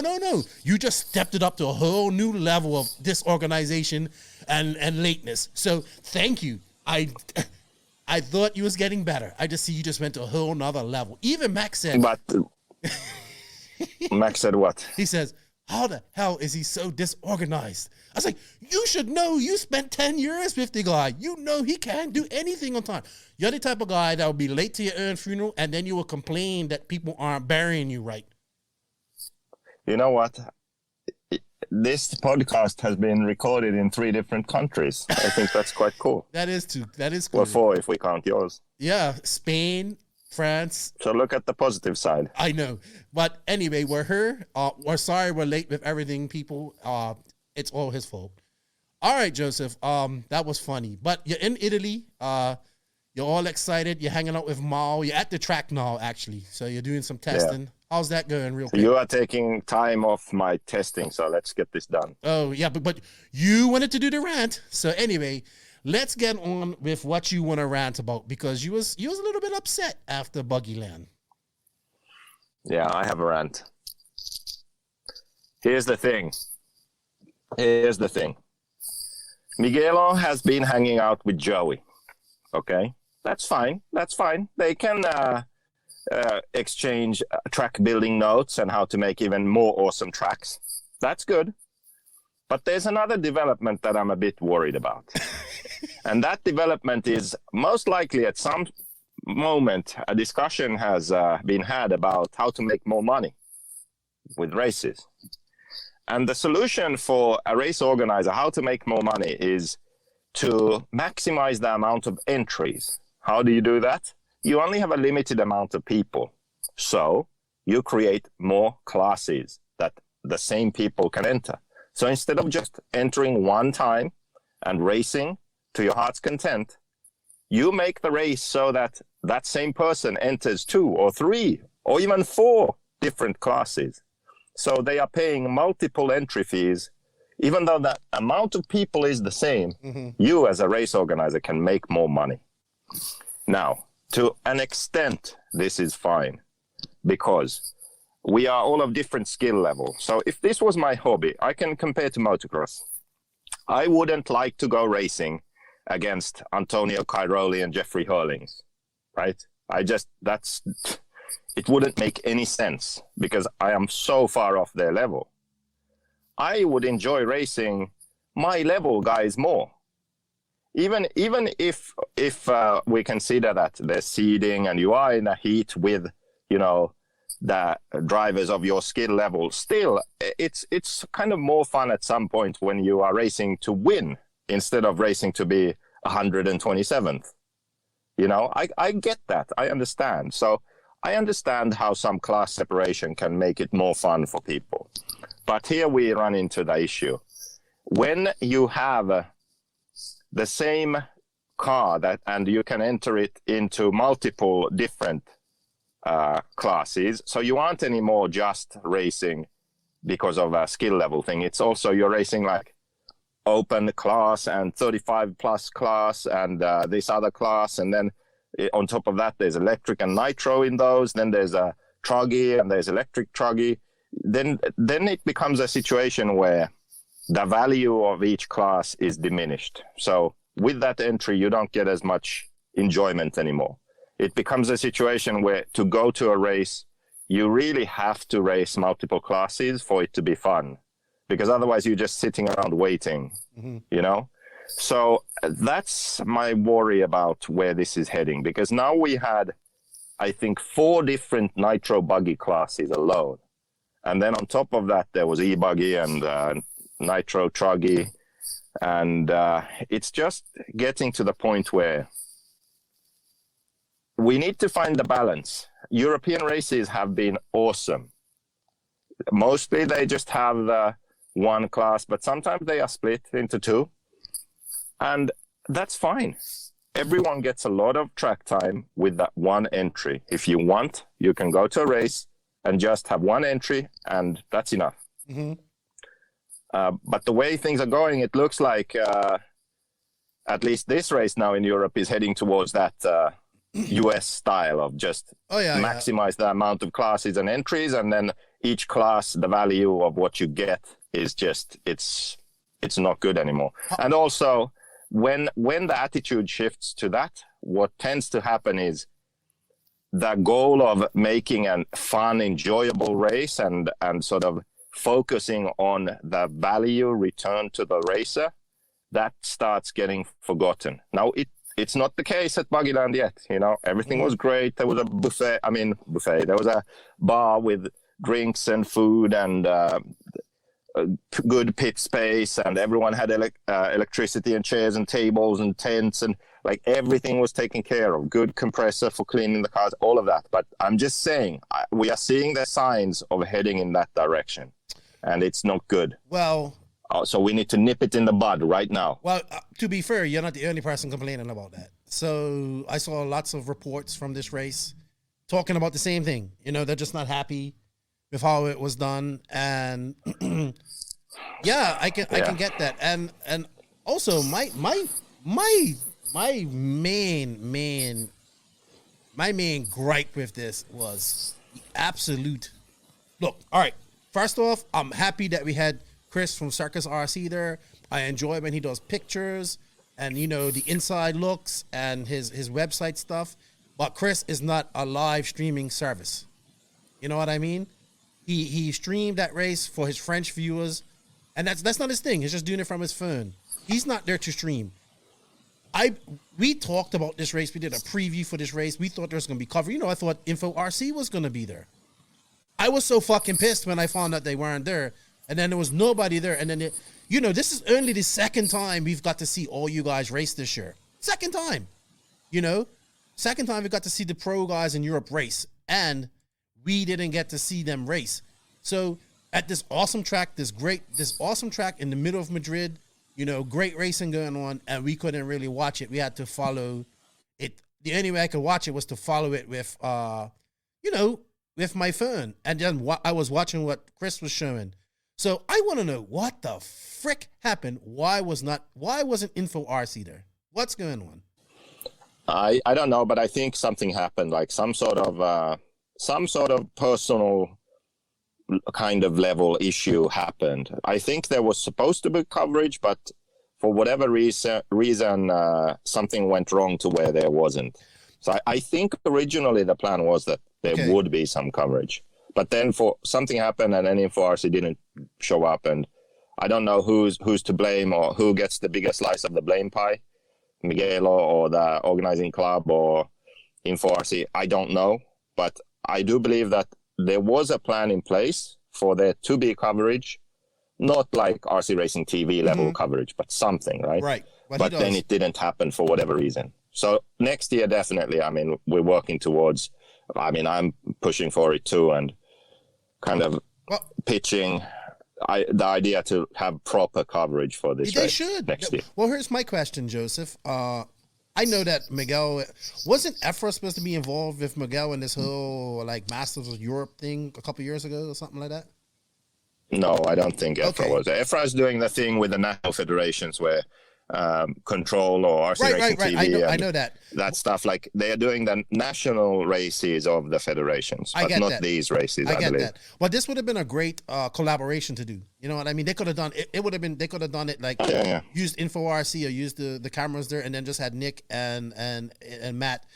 That I was hoping they would do that. So Afra, if you guys, I don't know what the relationship is with Miguel and them. I might be shaky, but I just thought this was a good opportunity for them to do this. But I understand that. I understand probably why they weren't there. Yeah, but the thing is that I hope that it doesn't get to the point where Miguel feels the race was a success because there were a lot of entries and it made good money, and that's it.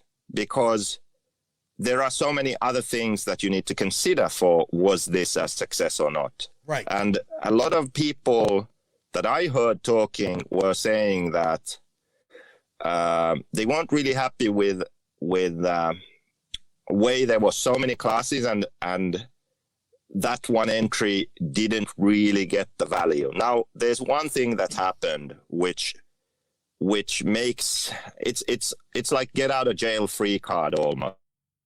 So because of rain scheduled for Sunday, they changed the 3-day rate into a 2-day rate. Yeah, so we raced everything on Friday and Saturday, of Friday, Saturday, Sunday. So that meant that we were 8 a.m. to you're breaking up really 1 bad a.m. Okay. But this schedule change made it so that it was a bit of a shit show in some way. So the schedule change made it so it was a bit of a shit show in some respects, the race, because of the scheduling and all that stuff. But it was kind of forgiven in a sense, like, oh, well, this is extreme circumstances.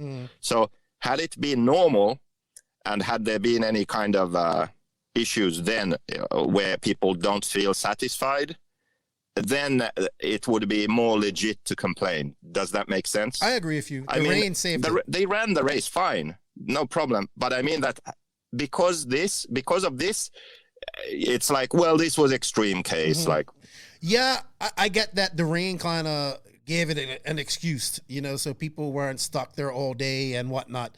I fully understand that. I just think as RC fans, I know I got a lot of people messaging me, asking me, where's the coverage for Buggyland?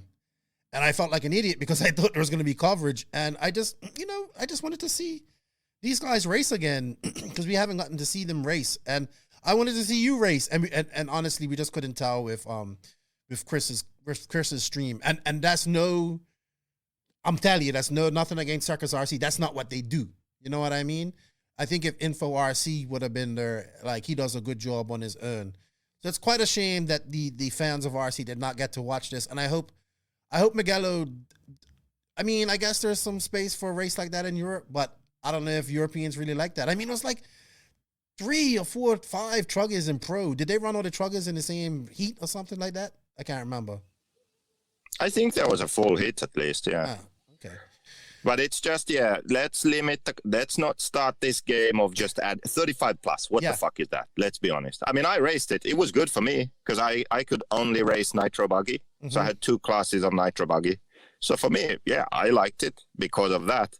But I know that 35 plus class is basically just making the day longer for most people at the track and reducing the value they get from one entry. I agree with you. That's how it is. It's also when you have 3 skill level classes, it's too much. I agree with you. If you want to be a big race like this, then don't do that shit. Seriously. It's maybe you do get the entries, but you need to strike a balance between how to make a great event for the people who go and how to still make money. There's a balance you can strike there. I agree. Real quick before we let you go, Joseph, any rumors, anything you're hearing for 2022 coming out of this race? You always hear things, or we can't talk about it, or we're going to save that for another podcast.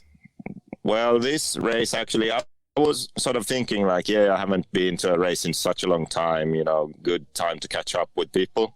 But then with the schedule change, everyone was just so busy, and then second day so tired. So I didn't really speak with that many people about stuff. Yeah. I do know that there are some changes coming. I can say one thing.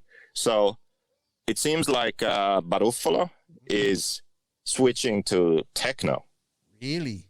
Which is kind of out of left field, but I heard it from 2 different people now, and so it really looks like that's happening. Well, he was signed up for AMS. So that's But I he's didn't not going. expect that. He's not going now.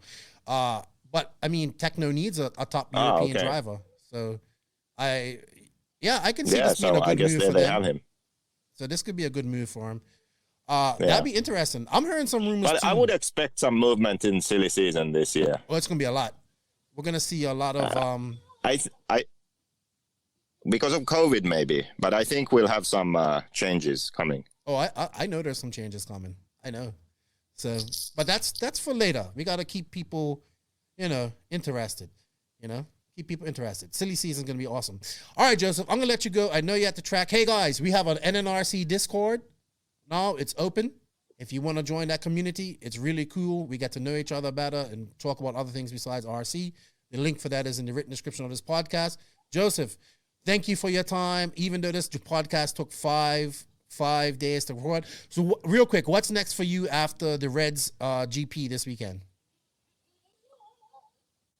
Yeah. And of course, that happens. He gets kicked off from the call because he's probably on his last bar of his phone. So with that said, I'm going to let Joseph go. He's going to the Reds GP this weekend. They're testing. He's got the new Mayako. He's trying to come in. Oh, are you coming in now? Look at him. Hiding in his van. Yeah, real quick. Reds GP this weekend, Joseph. Oh, can you hear me? Yeah, we can hear you. Yes, so Reds GP in Italy. And then after this race, I head to France. There's a club race in Belfort. It's spelled so Belfort. I don't know how they would say it in French. Whatever it is. So sort of middle of the country on the east border. Okay. So, club race in France, and that's kind of on the way back to Finland. So, the end of this month, I'll be back in Finland. Then, fingers crossed, Don Hearn Jet in December, if that's still the plan. Yeah, that's right. Yeah, that doesn't sound too confident, that's Joseph. That's the plan. That doesn't sound too confident. All right, let me let you go, man. I know you No, got that's still the plan. All right, well, you got to get back. Thank you for your time. I know it's been difficult. I know even everybody knows mic quality isn't good. We've gone back 2 years in time, and he was doing this strictly off his iPhone, his shitty iPhone mic. Thank you. I appreciate it. Enjoy your time. Will we have any coverage from Reg GP? Nothing? Doubt it. I think modelismorc.net or whatever All right, well, will be there. We'll put the links in the Discord and on Facebook and all that stuff. Enjoy your testing. Yeah. I know you're excited. Tell Mao I said hello, and I'll bring him some cigars when we meet at RCGP next year. And Okay. all right, man. Thank you for your time, and I'll talk to you later on. All right. Yep. Bye. Okay. Bye-bye. Bye. All right, guys. Thank you. I know episode 146 took a long time to get done. Thank you for bearing with us. I know it's being released at a weird day, but you know we're committed to bringing you guys content. And I had to get Joseph on because I wanted to talk about Buggyland and get some information about it. So enjoy this podcast. Thank you for your support. Thank you to all the No Name RC, the NNRC squad around the world. We guys can't do it without you. Leave those reviews. We like them. That's how we got Max's new name, Arrogant Max, on the thing. Share this. Help it go viral. We want to make RC cool. Let us know if you like it. If you don't like it, that's fine. Don't forget to sub and subscribe to our YouTube channel so you can watch this in video as well. That helps us out. Thank you to the patrons of the NNRC. We can't do it without you guys. Thank you for all your support. You guys go the extra mile. We greatly appreciate that. And yeah, if you wish to be a patron, the link is in the written description of this podcast. And yeah, just thank you to all of our sponsors. You know, we need you guys to show the sponsors love. Showing the sponsors some love shows the podcast some love. So shout out to Mayako, Hitec RC, TNR Fuels, Tekno RC, Beach RC, Lugs Racing Tires, JQ Racing or JQ Scale Motorsports, Papa Willie's Traction Tonic, Donathan RC, JQ Threads, Sun City RC Raceway. Check out episode 147. That's coming out in a couple of days after this. We'll talk about the U.S. Open. House of RC, Racecraft USA, RCGP. We can't do it without this, guys. Remember, all links for these, all links for our socials, our YouTubes, anywhere you want to find the NNRC squad are in the written description of this podcast. Also in the link tree description, you can find everything there. Share this, guys.